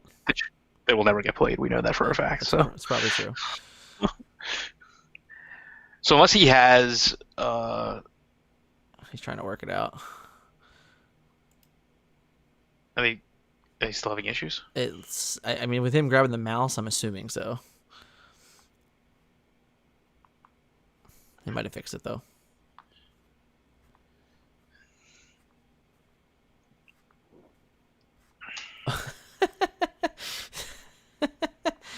Oh, all right, throwing all the digs now. Go chat. All right, there's the hovercraft. Ping, ping, ping.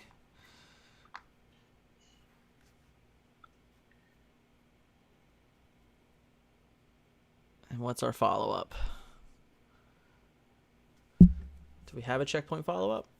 Nothing. No action. There's just no words.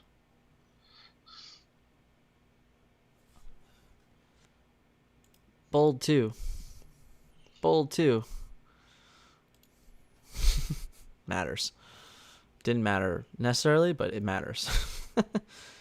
Oh, and he got the one blue. Look at that. There it is. Yep. Makes up for the hovercraft. Right. Sort of.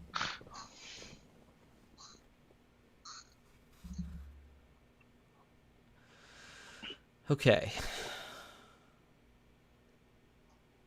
Oof. So he opted not to take that scoundrels, which I don't know I don't think that's wrong or right, so it's fine by me.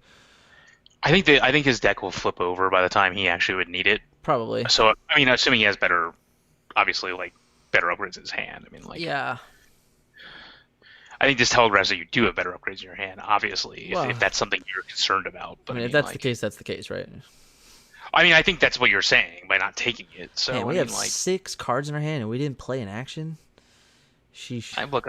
look, man. Whatever. Sheesh. You don't. I mean, this again is clearly why you should have played Security Checkpoint, because we know his hands full of upgrades. You have the card draw mechanism on your side of the field built into your card, and you're just like, nope, I'm not going to checkpoint ever. Like, Yeah. this just doesn't make any sense to me. Yeah, sometimes you got to play to your strength, and Preceptor definitely helps you find cards. Yeah. I don't care if you have 5 upgrades in your hand and 1 security checkpoint. I still think security checkpoint is right here. All right, so we got a Magray. Lots of spreads. 2 to Preceptor, 1 to everything else, and then Horrible Trigger. What you got? And Horrible should end up on 5 here after the trigger.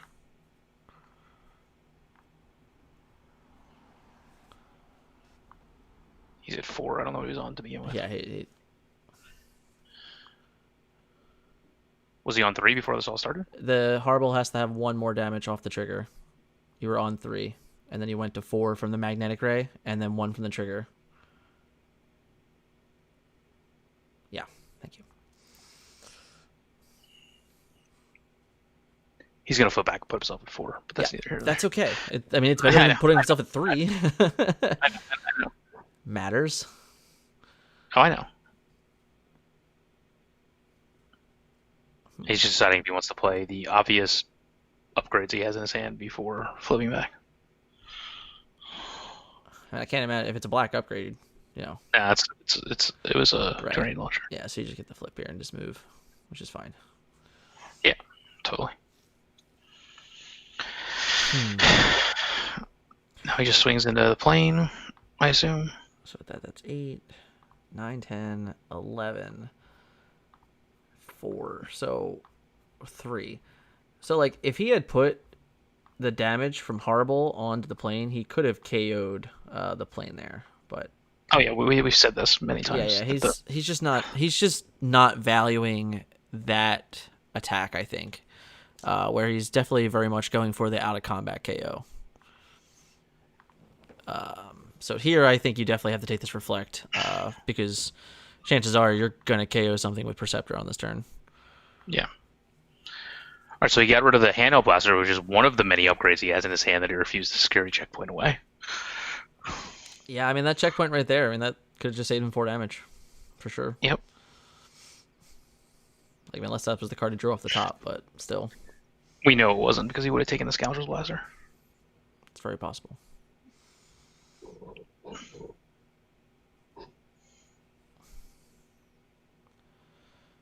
Mind you, once again, we're 4 games in, no showing offs.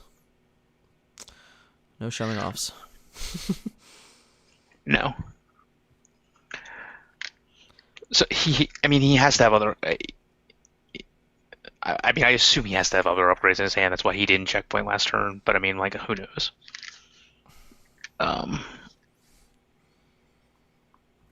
So we have a There's Hollow one of there. them, And which I don't really understand. He has reflect. so 5. Well, the Reflect still targets, so it's okay. This just prevents him from further damage. Like, when you combine, you would still target, and he can still just reflect the target. It doesn't matter about the damage.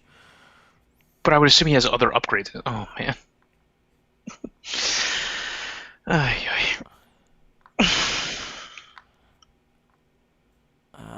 So he's going to be at 14. So would you keep the hovercraft here and take one more damage, or would you keep the 1 less damage? The hovercraft re-triggers? No. Oh, But you get to keep it as a weapon if you would have sacked the other guy that had one less damage on him. I don't know that the damage matters at that point. Then does the 1 matter? I think the 1 health is probably more relevant. Okay. I mean, we'll see what happens. I really hope he went for the tank here. Is that 10? Yeah, I mean, the tank is like ultra mega dead. Anyway, anything attacked was mega dead. And he went for the plane. Oh, well, that's okay. The plane had less damage on it. No, the plane had more damage on it. It was 5-4 on the Oh, plane. that's right. So the bolt does nothing at all. Yeah. with this line. And then the only green I see is another reflect. So I doubt he takes that one. Yeah, so now, unless he just drew Piece of Journey off the top, I don't understand why he took the reflect the turn before then. Because it doesn't. These reflect don't do anything. I mean, they do things. Don't get me wrong. Because they can still just set back awkward, horrible triggers. Sure. But like once again, here we're in that situation again where now he has to have an upgrade that's going to help him KO the Sky Shadow. Otherwise, this Piece of Tyranny just makes zero sense. Yep. And if he doesn't have it, then he has to have like mega defense mode. That he has the same scenario where he has to flip, Perceptor and go for the extra defense. Yeah, I mean, because he has to take out Sky Shadow here, and then Ominous. I assume that's a reflect. Which is, I don't get. This has to be a weapon. Okay, good. So hold on now. I mean, that's gonna get there exactly. Oh, he has 14 on. Yeah. So like he has to. Oh, he flipped the extra orange too. So and we knew the blue was down, so he does get him. So in the end, the PTT pays off because he has the axe, thankfully. And then he has whatever he rues down, whether it's reflect or something else potentially. At least at that point, he's still very shields up because he has the Hollow Matter protection. And then like his Sky Shadow still has 6 health and his Perceptor still has 9. So he's definitely in a good position here after that PTT where I was slightly worried about it for a second. So then did he just draw the axe? Because if he didn't just draw the axe, then we're in the same exact situation we've been in the whole time. He should have swung with the Perceptor first, right? If he had the axe. I mean, I assume he valued the Hollow Matter to prevent the 3 damage more. That would be my guess. So now we're talking about trading 3 damage. Right. No, I know. I'm just saying I'm just going with the line that I'm seeing he's taking is that he valued not taking 3 damage and then just going with what he had. But to me, I don't know. He had 6 cards in his hand, so it's very hard to tell. Yeah, see, I played during Necro Summer, and I'll take 3 damage to draw cards. I mean, I played Warlock in World of Warcraft. I'm all about it. I know. I'm in favor of life taps. Shout out to anyone that plays World of Warcraft ever. Shout out to anyone that understands at all what we're talking about. Yes, I'm sorry I had to go off key there, but Scott started it. I just wanted to finish it with a game that I care about. All right, so here this is, is it just like auto call reflect? Because like here's the thing: if he auto calls reflect, he now gets the second one in Jempty's hand also, right? Because I'm pretty sure Jempty had 2 of them. Yeah. So wait, what happened? Can he flip reflect to stop the damage that would happen from? Okay, are we sure? Yeah. Does my question even make sense, or am I just completely No? wrong? I've thought about it a bunch. Yeah, no, you. Okay. You, trust me, I've thought about it. Okay. That's why I had a good answer for you immediately. It's a fair question, right? Yes. So he has no weapon here, so it's gonna be tough for him to actually KO him. Right. No, but the reason you're active player, both triggers, so you just choose how they resolve. Oh, okay. But so there's nothing to even reflect is the point.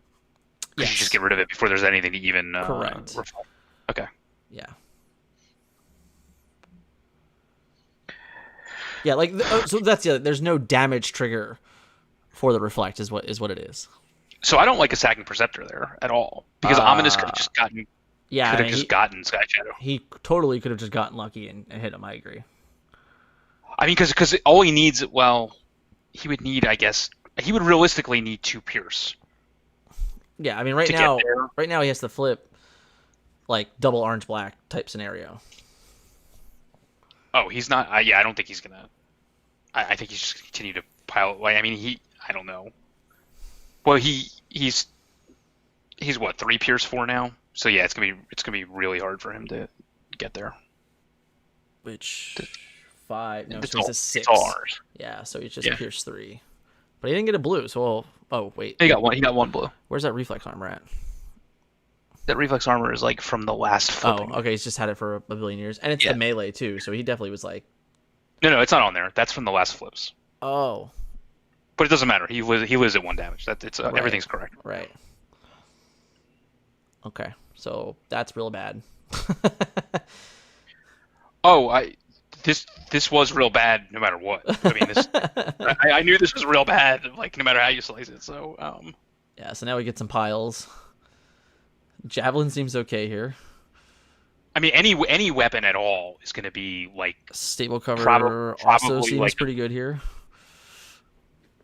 any weapon at all is going to be a Yeah, KO 'cause, horrible. I mean, let me in my think about that. Because the javelin just goes into horrible, puts him to 7. Then you have 8 attack. So Yes. that's another 6. So like you have to just find an orange, and you get to KO him. And that's without any other card plays. Right. Like without even having played a card like at all. Right. Well, without playing an action. So. Right. Or I mean, the axe is probably a safer call for what it's worth. I think I'll just go with the 11 attack. Because 11 attack is 9, and that's lethal. Yeah. So you at this point for Christian, I think this is just it's almost auto 4-0 at this point.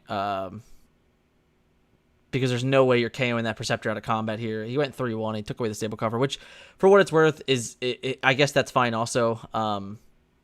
Because like he could have, because he could have played the axe and the stable cover, and then like just completely void out the ominous. So I definitely agree with that.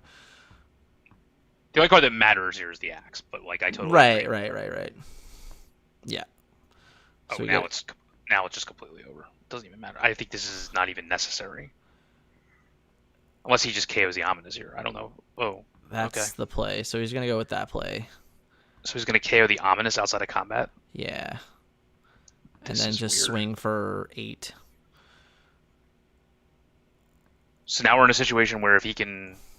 We're not really in that situation, but sure. I know what you're saying. It's very unlikely that it like, because he has 18 damage on. I mean, this is a mistake, obviously. Yeah, This kid should run it out. you definitely just KO the horrible for sure. Like that's definitely the way I mean, like he's gonna scoop it up anyway, but I think that play was awkwardly reckless. Where Yes. you just take your axe, you kill, you just straight KO the bull, and you just move on. Yeah, you don't even play the Camion Crash at all. Yeah, because like I said, there was 5 damage on him, and you have representing automatic 9 damage, and that's 14. So you just KO, and you're like, all right, beat me with your 2 little bots. Right, and then he swings ominous into him, KOs him, and then it's your ominous and your Preceptor still existing. Yeah, you're And like all these axes and all this other crap and all this other stuff. Like you have 0 chance of losing. Here you technically could have lost to like I mean, Insane. it's definitely tough to lose there, no matter what. But you're definitely giving the outs. Yeah. Well, we did get a game 5, so unlike everything else in the top 4, where it was 3-0s and 3-0s and 3-0s, we get to play a solid 5 games here. Now the question is, do they bring in the gears now? No, I don't think so. I think they're mulling it over. I think there's a chance that Jempty has to go to the bathroom, and I can respect that. Because we're at an hour and 50 of the stream now, so they have been playing. I mean, they've been sitting there for 2 hours because we started about 10 minutes before stream. So I can totally respect the I need to pee. I'm okay with it. So there, the Peace for Tyranny clearly worked out. Yep. I really still don't think it was 100% necessary, quote unquote, but it did seal the game. I've been mulling this over a lot, watching these games, and there has been incredibly amazing Peace through Tyrannies that have been played throughout this tournament. 100%. There's also been some incredibly poor Peace through Tyrannies played throughout the tournament. So it definitely goes both ways, and I think you really need to weigh and really need to solve that second turn, and for what it's worth, even that first turn, to where, we saw already in this matchup alone where one time it did not work out, and then this time it did, so that helped. But to me, it's those Peach Tutorial turns, you need it, to me, they have to be home runs. If they're not home runs, I don't think they're ever worth them. Like, I don't think it's ever worth it to go, if I don't play Peace to Tyranny now, I will never be able to play Peace to Tyranny. I don't think that's an excuse to play Peace to Tyranny. Yeah, I agree. That's never been an excuse. I've always said if you can't KO 2 characters, it's not worth it. The problem in this format is that's never actually the case because of the Titan Masters. Right. So like you're always in these really awkward situations where like you're not actually like tapping your opponent out. You're not actually getting a free swing. Like, I mean, you generally are, but like you are, but you have always. you have to change up everything we used to do. Right, you're not taking you're getting a free swing, but you're not taking an attack away from your opponent all the time because Right. they get another character. Right, and sometimes that's what you want, but like we saw Christian's PTT, and I believe it was game 1, where he PTT'd and then KO'd after he attacked twice. So like at that point he was, I think Christian might have froze here. I haven't seen him move. No, me either. Yeah, it looks to me like he's frozen. He might have to reset. I see Jempty moving. I don't see Christian moving. Okay. It looks like he's starting to come back at least. See, guys, Octagon has viruses. You shouldn't put it on your computer.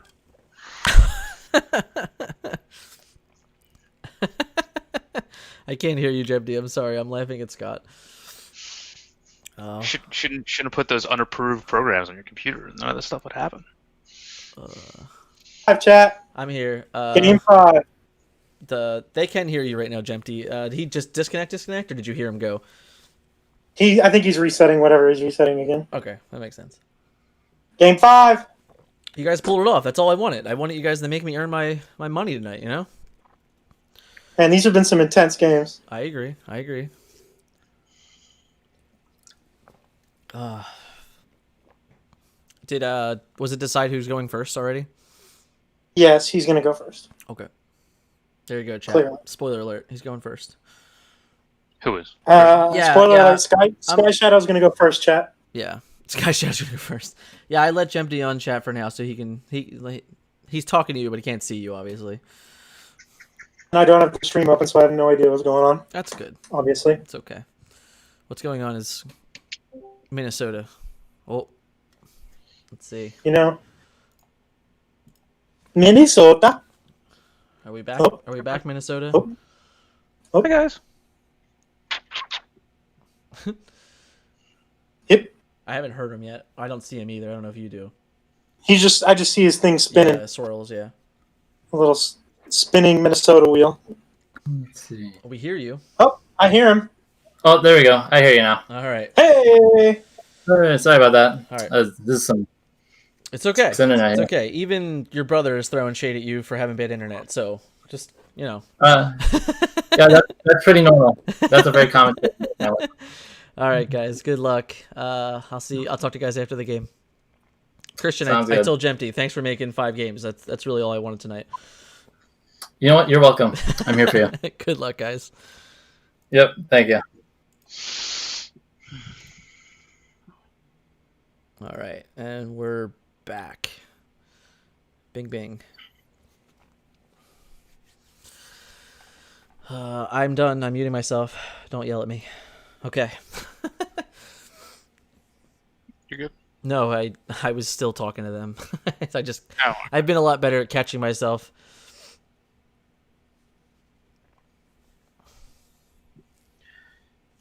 All right, so for the second time, we have the horrible shadow list going first. First time you went into Preceptor. I imagine that's probably the same play. Oof, double blank. This is going to hurt.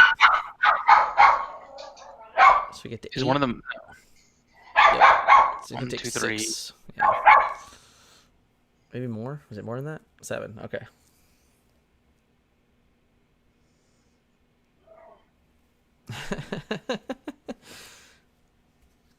So that's a big hit on turn 1 for sure. Yeah, definitely. Tap. Yeah, I mean, so like, we're talking like if we have KB and Crash and Upgrade, like, That Perceptor, he might not be long for the world whatsoever.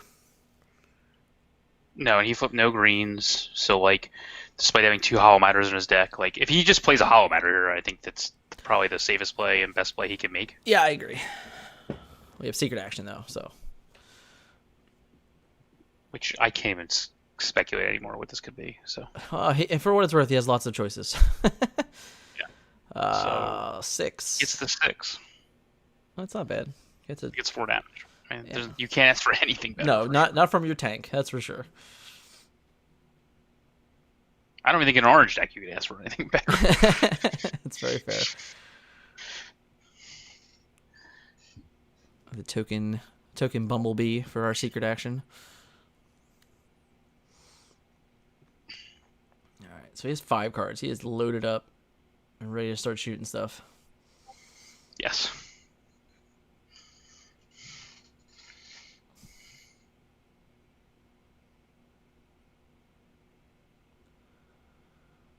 Let's see.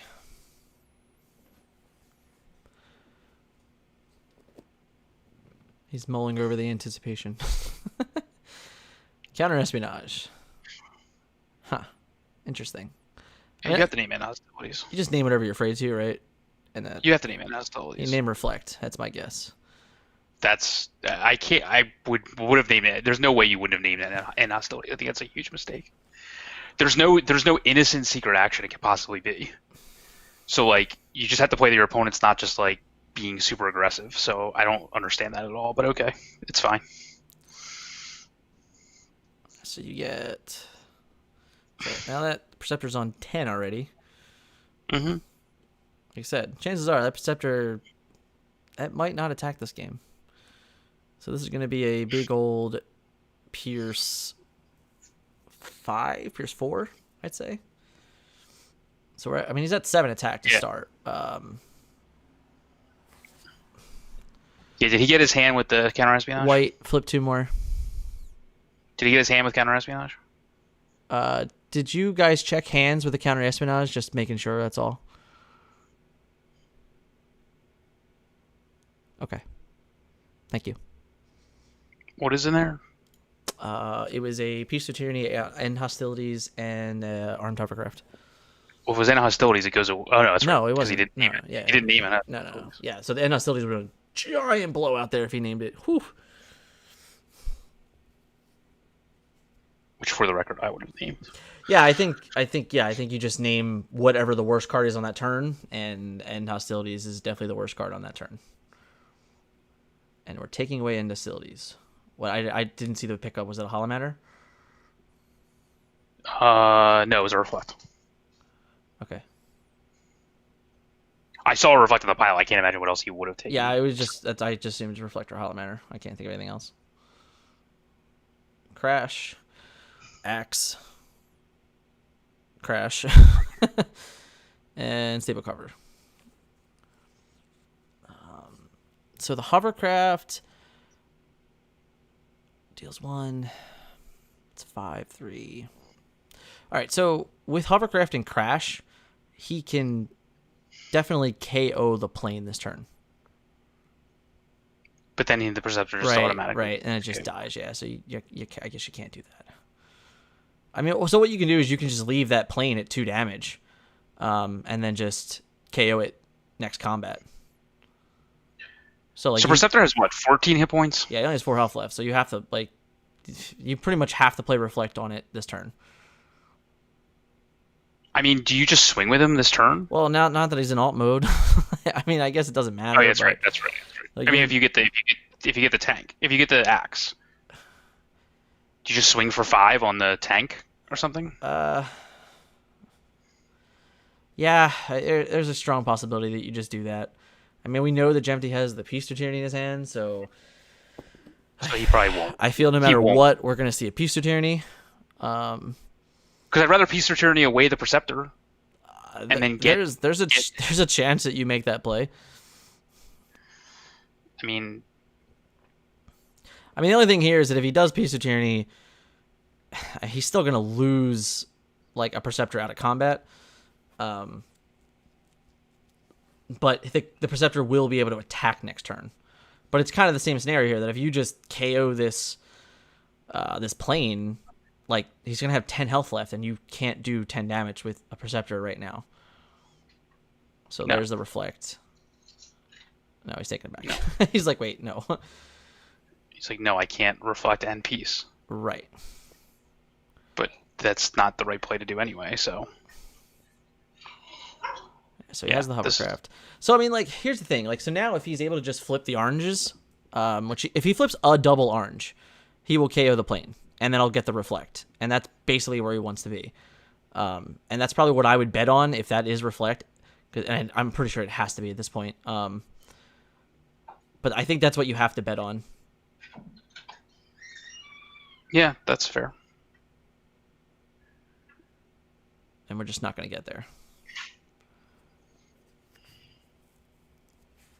So it's just going to be 3 damage. And then, like I said, the only problem here is that, like, this reflect, whatever it's going to do, it's just going to reflect like a horrible damage or something like that. Which don't get me wrong, it's at least it's not wasted. And he just took the second one. Now, granted, if Christian has a second counter espionage, like, this game is probably just over. That's also true. But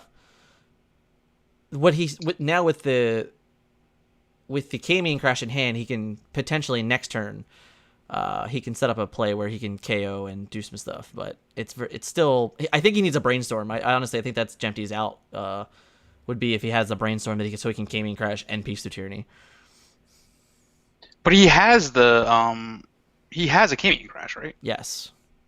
So he can Kamian Crash the plane outside of combat, and then. Well, if he does that, I'm saying he won't have a reflect down. So, like, I just feel like at some point he needs. He's definitely he's gonna doesn't help. No, like I said, he's gonna need a brainstorm to, like, kind of get out of it. Otherwise, like, his Preceptor's just gonna die. He needed the reflect to be on a ruse. Right. He needed a ruse like this turn. Yeah. Yeah, ruse is really important in this deck. It's really good in this deck too. In certain, like, because it just allows you to have a lot of these. It allows you to actually, like, simulate a brainstorm, right? Like, on every turn. Well, we definitely know he doesn't have another counter espionage. Yes. I mean, he might be considering whether or not he should KO his own guy outside of combat, but I doubt that with the reflect down. So I doubt that. So he might be out of, like, a lot of his hand might be full of stuff he doesn't want to play because he doesn't want to kill. Like, if it's Mag Ray, Persistent Fire, Kamian Crash, like, any of these cards actually KOs his plane, and then the reflect damage goes through also. So he does have the counter espionage. Wow. Okay. Gets it. Did he not name? He had it named Reflect, right? I imagine so. Yeah. All right. So he gets it. Slow rolled that. He slow rolled it.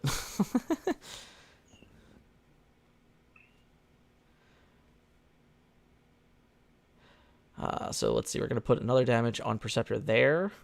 The thing is, here is that Preceptor's not gonna die out of combat now. At least not this turn. It is to the Sky Shadow trigger. Well, there isn't going to be one. Is he just going to swing into Horrible then? Well, the Horrible has to attack. Yeah. So I'm saying, who's Preceptor going to attack to make sure he doesn't get killed? Oh, well, no, I mean, it's going to die out of combat, period. But I'm saying he's going to get an attack out of it. That's all. Yeah, but he might get a Hollow Matter here, so which he did. Just does. Yeah. There you go. I mean, I knew he was going to. He's going through so much of his deck that he's obviously going to. Right. Yeah, so that Hollow Matter is definitely coming through. So now that's also what he needed there. Yeah, because, like, now he has the Kamian Crash, and he has the Hollow Matter. The problem is that if he does it that way, then he's not going to have a way to KO. Like, he's not going to KO the big Sky Shadow, which might be okay, but it's. I don't know that that's worth it. I think at that point I might just spread the damage out anyway. Yeah, because he's only going to be attacked. I mean, the other thing is, all right, that's what it is. Jempty has the Peace to Tyranny. So he Right. can just Hollow Peace to Tyranny, and then, just go from there. And it puts in that same concept where he's going to want to attack with the Preceptor first. Oh, that's what it is. So, like, this is that's the play. Is that he's going to get the Hollow Master back. He plays the Hollow Master on Preceptor, flip to bot mode, play Peace to Tyranny, attack with Preceptor, KO, plane. And then he gets a full round attack with his Sky Shadow on Christian Sky Shadow to remove that from play. But he won't have enough damage on him without a good hand. Well, he has 9. I mean, he'll have a 9 attack to start, because this is the situation. Unless you have another weapon. Well, that's the other thing. He's still gonna get the flip Preceptor also, so it's fine, because he's gonna have the chance to find those cards. Assuming he attacks in the right order. That's what I'm saying. I think with this much damage on the plane, that is the only way you can do this. Otherwise, like, you're just wasting an entire attack. Unless you're trying to, like, do it the other way, where you're trying to, like, kill the tank with Sky Shadow, which, like, maybe that's possible depending. Well, no, I think he's safe no matter what, actually, because the Hollow Master is the only important part. Because if he Peace to Tyranny, he misses, he has another Kamian Crash, so he can still KO whatever like, even if he attacks the tank, he can KO it out of the combat, and then the Preceptor will just play cleanup. But what that does is it creates a miss on a Preceptor flip, which is what we've seen a couple times now. So you Peace to Tyranny here. You attack with Preceptor into the tank. No, into the plane. No, you just Kamian Crash it outside of combat next time, and then swing the sure. Sky Shadow into. I mean, I guess it's no matter what, it's the same thing though, right? No, your way is wasting a tremendous amount of damage from Preceptor's attack on the eventual Sky Shadow. Sure, it'll be a little bit more. I see what you're saying. Yeah, that's fair. Yeah, I'm fine with that. Yeah, I mean that's what I would do. Yeah, no, I think you're right. Because at that point, you don't even need the hovercraft either. Oh, I don't. Well, you would keep the hovercraft anyway because you have less damage on that guy anyway. Oh yeah, touche. There you go. So that's best of both worlds. Yeah, it doesn't. Yeah, yeah. So this is like one of those turns. Like, this is the crucial turn, and potentially Jempty's tournament on the line here.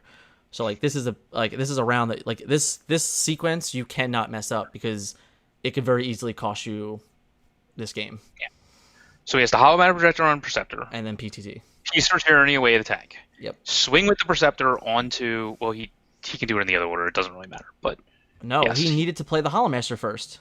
Oh well, yeah. No, yeah. He just had to make sure he plays Hollow Master before he attacks. Yeah.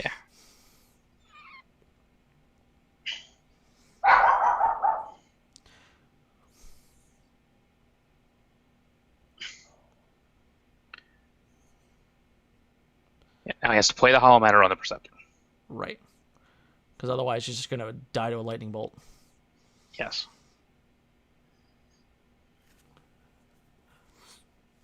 All right, Yes. There we go. Okay. Now we have to swing the Preceptor into the tank, and he messed up. He didn't flip Preceptor yet either. So, like, he's, like, way ahead of himself now. Or no, he did, because that's right, he went to alt mode. Never mind. So he actually wouldn't be able to KO anything with Preceptor. So he actually can't attack with Preceptor. Like, there's no guarantee that he could KO anything. But I don't know what mode that thing's in. It's an alt mode, because he flipped to get the Hollow Matter. Oh, no, he didn't. He got it out No, of he combat. You're right. All right, so he did. Yeah. Okay, he got it. He's flipping. We're flipping. We're good. I was definitely worried there for a second. But he has to swing with that Preceptor into the tank. Yes. Because he has Kamian Crash in his hand. Yes. Yeah, because this is just 5. I mean, it's only like it's not even important. It's just the matter that he'll get the full damage out of the Preceptor is what you're showing for. There's no other. It's the same amount of damage. No, so right. So like, this is, as long as he goes into the tank here, I'm okay with this. Which it looks like he did. So like, that's fine to me. It's 9 minus 3, so he's gonna take 6.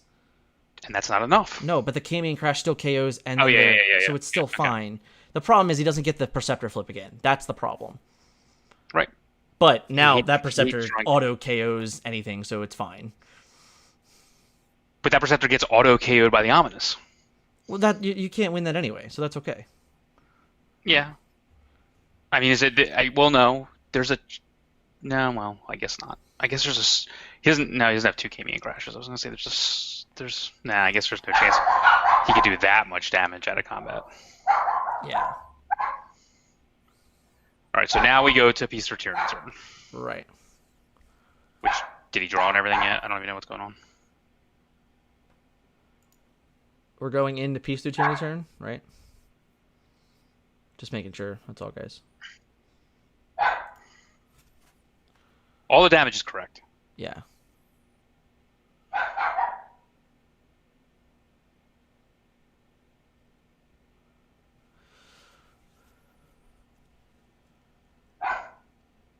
Right. This is the problem, is that now he has to attack with both guys. This is why it's such a big deal. Oh, right, because he didn't KO. Yeah. Yep.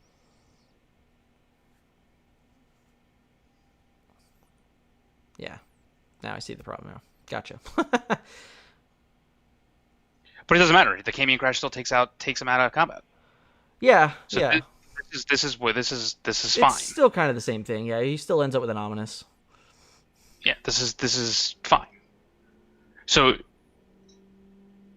And I mean, I guess at this route you still get the flip Perceptor and still get to find more cards as well. I wonder. No, you don't untap. Stop. You don't untap. No untap. Yeah, we don't untap. It's just yeah, thank you. But you still go. You still take your peace turn. Thank you.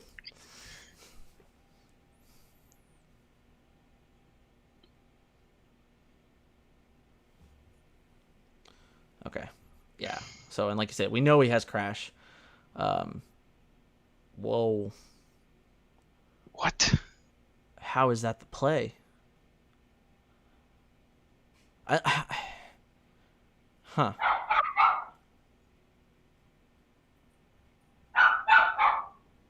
Did he pitch the crash somehow? I don't understand what's going on. Unless he pitched, maybe he did. Maybe we missed that. And even there, why would you play the secret action before you? I don't know. You could piece again. Oh, you can't piece No, again. you can't piece again. No, stop. Stop that.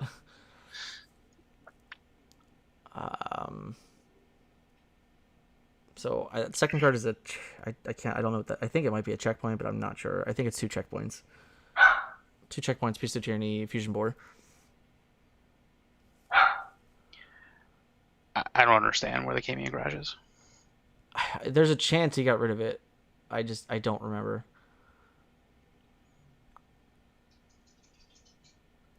I wonder why he valued the Piece of Tyranny at 1.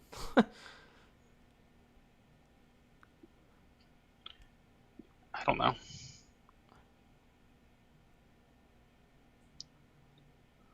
Yeah. I'll have to watch it back. I remember there being a Kamian crash split with some other card during Perceptor. I don't understand where the other Kamian crash is. He's looking through now. I mean, there's One. one. So I think there's a chance, and he pitched it then because the other one I think is under Perceptor. Then all right. Well, then that's a mistake then. Yeah, I don't know at what point he pitched that for what, but I didn't realize he pitched it. But if he didn't have the Kamian crash, then like the whole play is definitely a mistake. Right. Exactly. Exactly.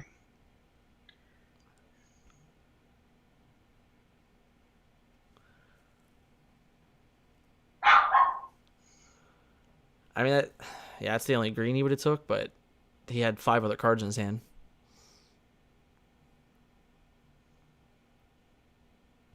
He's had 5 or 6 cards the entire game. Yeah, the piece makes no sense then. If he doesn't. No, have the Kamian piece crash. makes sense. You just have to attack better. That's the problem. If the piece is fine, if he just uses Perceptor to run into the plane, Plane. and then you just KO the combined form, like that's where he messed up. I don't think he'll KO the combined form. Yes, he would have. He would have had a 9 attacker, and it would have had 15 damage on it, or 14 damage on it already. He definitely would have KO'd it. 100%. Oh, okay. Yeah, That's fair. That's the problem, is that he missed on the tank attack, and that's where it went all to crap, because he just, I guess he was just hoping he'd hit more oranges or whatever, but that was the turning point.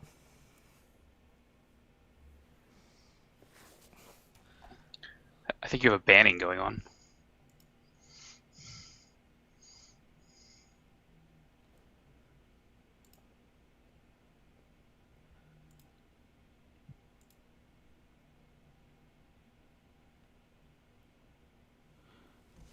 So what are we attacking What is here? it? I can't even see. Oh, it's a take. Is that take cover? Yes. Looks like a ratchet. So yeah. Yeah. Yeah. It's like a backwards ratchet. I can't tell what There it you is. go. Take cover.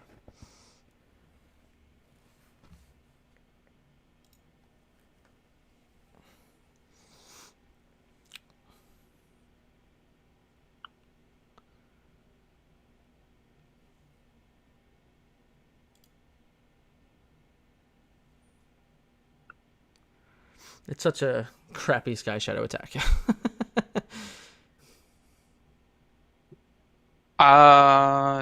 It's just because like it's so much wasted damage. I mean, I'm trying to think if there's any chance. I'm trying to think if there's any chance he can take out the other Sky Shadow with enough Pierce. I mean, yeah, sure. If he gets, 3 black cards, He would need like a. he just needs 3 black cards. No, it's 13. He would need a lot more than Yeah, that. he has Pierce 4 to start. Oh, that's right. That's right. Yeah. So assuming that's what he did. No, he didn't. just Not- swung for a billion. Yeah. All right. So Briscoe will now take out Sky Shadow. Assumingly, yes.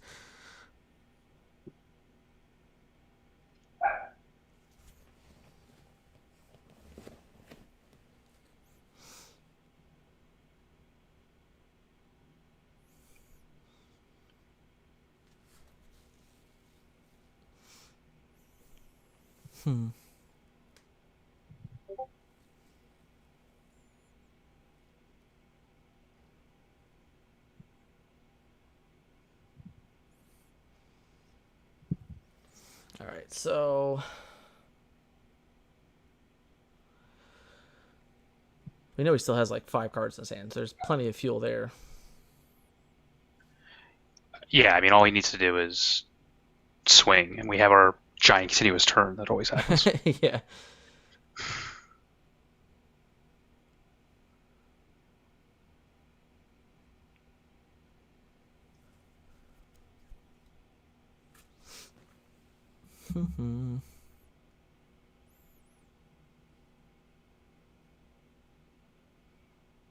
So I don't even know what you can play here that's going to make any difference, other than, like, to me, any weapons you play are just wasted. Yeah, So, I mean, you need a secret action.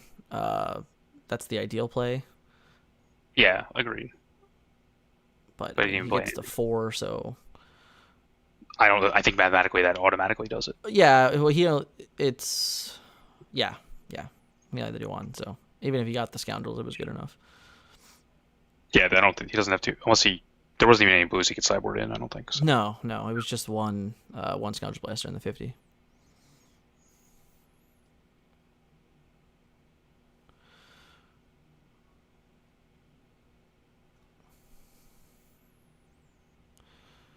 Let's see if Ominous can take down Sky Shadow. If Ominous can take out Sky Shadow, that's without a doubt the game here, and that's a pretty good start. Is that a fusion board? Yep. So that puts him to Pierce 5 minimum before flipping an orange. Okay. Oh, okay, and the fight position. So it's 5. Pierce 7 to start, so it just matters on flips here. He'll be fine. Probably. So there's 6. He just needs 1 more orange and he gets there. Nope. In 3 cards. Yeah.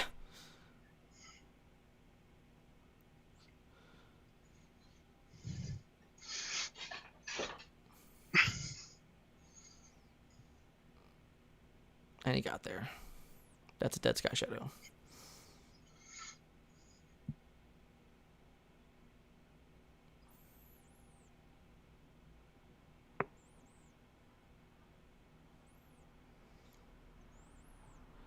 So at this point, it's pretty safe to say the game is over. It's way over. Yeah, I mean, unless we have our own fusion bore ominous swing with like a belligerence or something, to take out this as horrible, I don't think there's much of a shot there. No, you would need. No, there's no way. You would need Fusion Borer. You would need all this other stuff that's just not going to be there. Yeah, you would a lot to go right. Then survive. Yeah, you would need a lot to go right.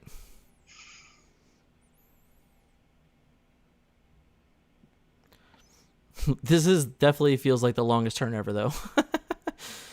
The longest sequence. Well, he has belligerence. That's a good start. Sure.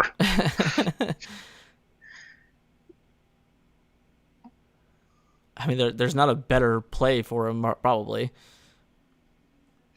As long as it's a Fusion Borer, yeah. Right. Yeah, I'd say that's because that puts him to 5, and he would have to get to somehow 8. It's incredibly unlikely. Don't get me wrong.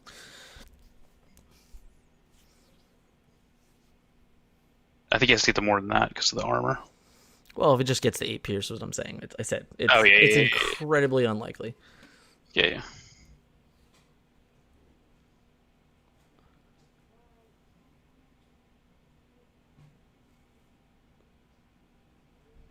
But hey, sometimes you got to play for that. I mean, I wouldn't just not play for it. Right. Oh, there it is. So, and like you said, I'm pretty sure I saw that belligerent. So,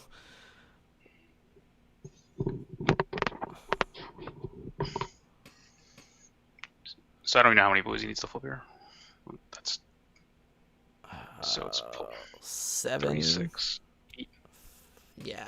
So -2 is 6. -3 is 6. Yeah, because he actually needed to flip one of the blacks to get, like, he needed a white and a black to get to Pierce 8. That was like his only way to guarantee it. And then a blue would have turned into an orange, so he would have been fine. Yeah, I know that he needed to find a black to get to Pierce 8. That was the guarantee. Yeah, you're right. Because otherwise, this is exactly what happens, where he just leaves him on 1. Or leaves them on some number because it's a giant attack. Right. Yeah, It's so like not I said, enough he like definitely needed a white, for sure, to like just to try and extend the cards. So the armor kept it alive, actually. Interesting. Dead Briscoe, dead Ominous. And those are the games. Okay. All right. Let me get everybody on here for a second. Scott, if you want to just click over to Discord, we can do that. Do you want me to mute something or something? Mute yourself in Facebook. Okay.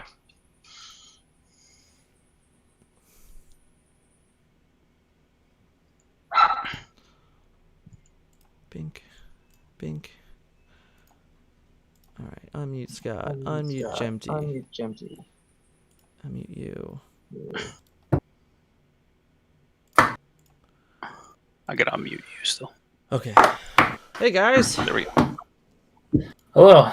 Welcome to the stream. Congratulations, Christian, on your win. Thank you. Hell of a 5-game set for sure. You're telling me. I just said a few moments ago. set. This feels like the longest turn ever. Tell me about it. Because like that sequence just went the mega distance. It felt like. Mm-hmm. So yeah, man, congrats, guys. Definitely thank you for coming on, for playing. It was a lot of fun. You entertained us for the last 2.5 hours, so there was that. You're welcome. How you feel about the win? How you feel about the win, Christian? It was tough. It was real tough, let me tell you. Feels really good, though. Feels very good to finish out. I'm exhausted. I could tell. It's been a long play there, so I can feel you. Scott, do you have anything you want to ask these guys?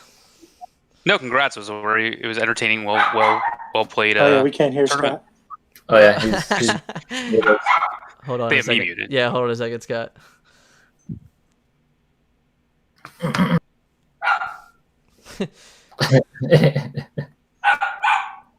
Are you guys? Can you hear Scott now? Well, I haven't said anything. Yeah. No. Go ahead. I Talk, Scott. don't know. Okay. Well, congrats. It was a well played No, he's tournament. still muted, Dan. Well, you unmute him. You have to unmute him. How do I? No, it's got a little thingy next to his name. I can unmute him? Yeah, you have to unmute him. Yeah. Okay, hold, please. There you go. We're all learning. You have to get out of full screen. Yeah, I got it. Okay. Right click his name, unmute. Bing bing. Exit full screen.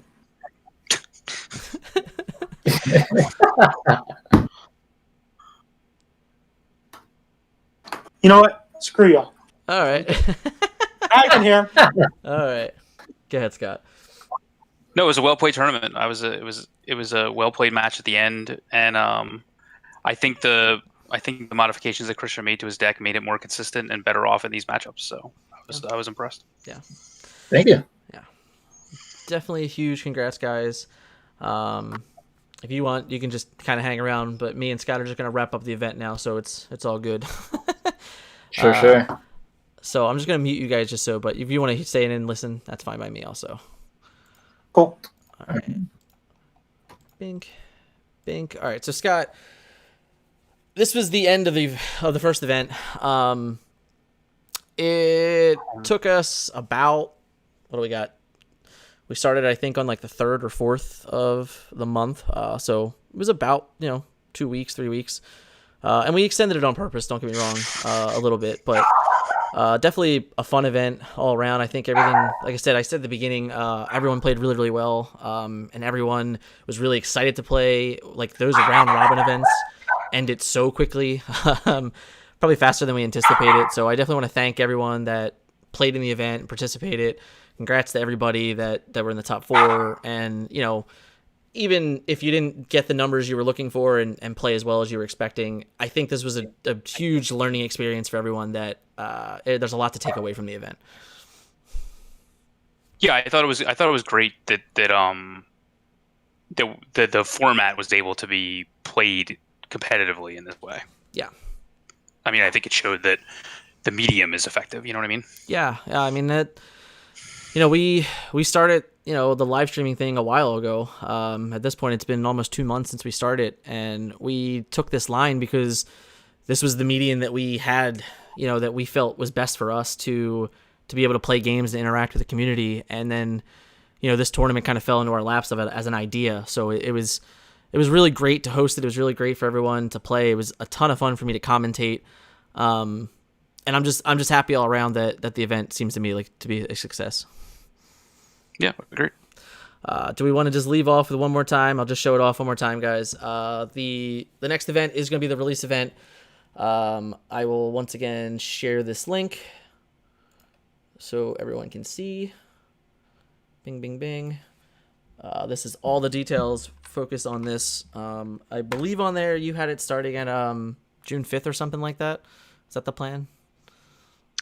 Yeah, I mean, unless it's basically like a week after release, so people have a week to get their stuff. Right. Yeah. Like sometimes, just start sometime during that weekend, because I mean, we'll be able to pull people's. We'll be able to figure out people's pools before then. Right. So it's but like physically getting the cards. Yeah, it's a matter of, because I also imagine that we've already heard of some horror stories of stores not getting all their boxes, etc. So if we feel that it's necessary, we will wait longer just to make sure everyone is getting products so they can play type scenario. Yeah, it's just that the quicker we start, the quicker we can finish, and so the quicker we can have start the next. More events. Yeah. So right. The current plan is if we can do it, we're going to host an event every month. So, and then if it goes fast enough, then maybe it's more than that. It's hard to say, but the current plan, I think we're going to aim for every month, every 6 weeks type scenario. But the release event should be a lot of fun. Like I said, I posted that link for you guys in the chat that are still hanging out.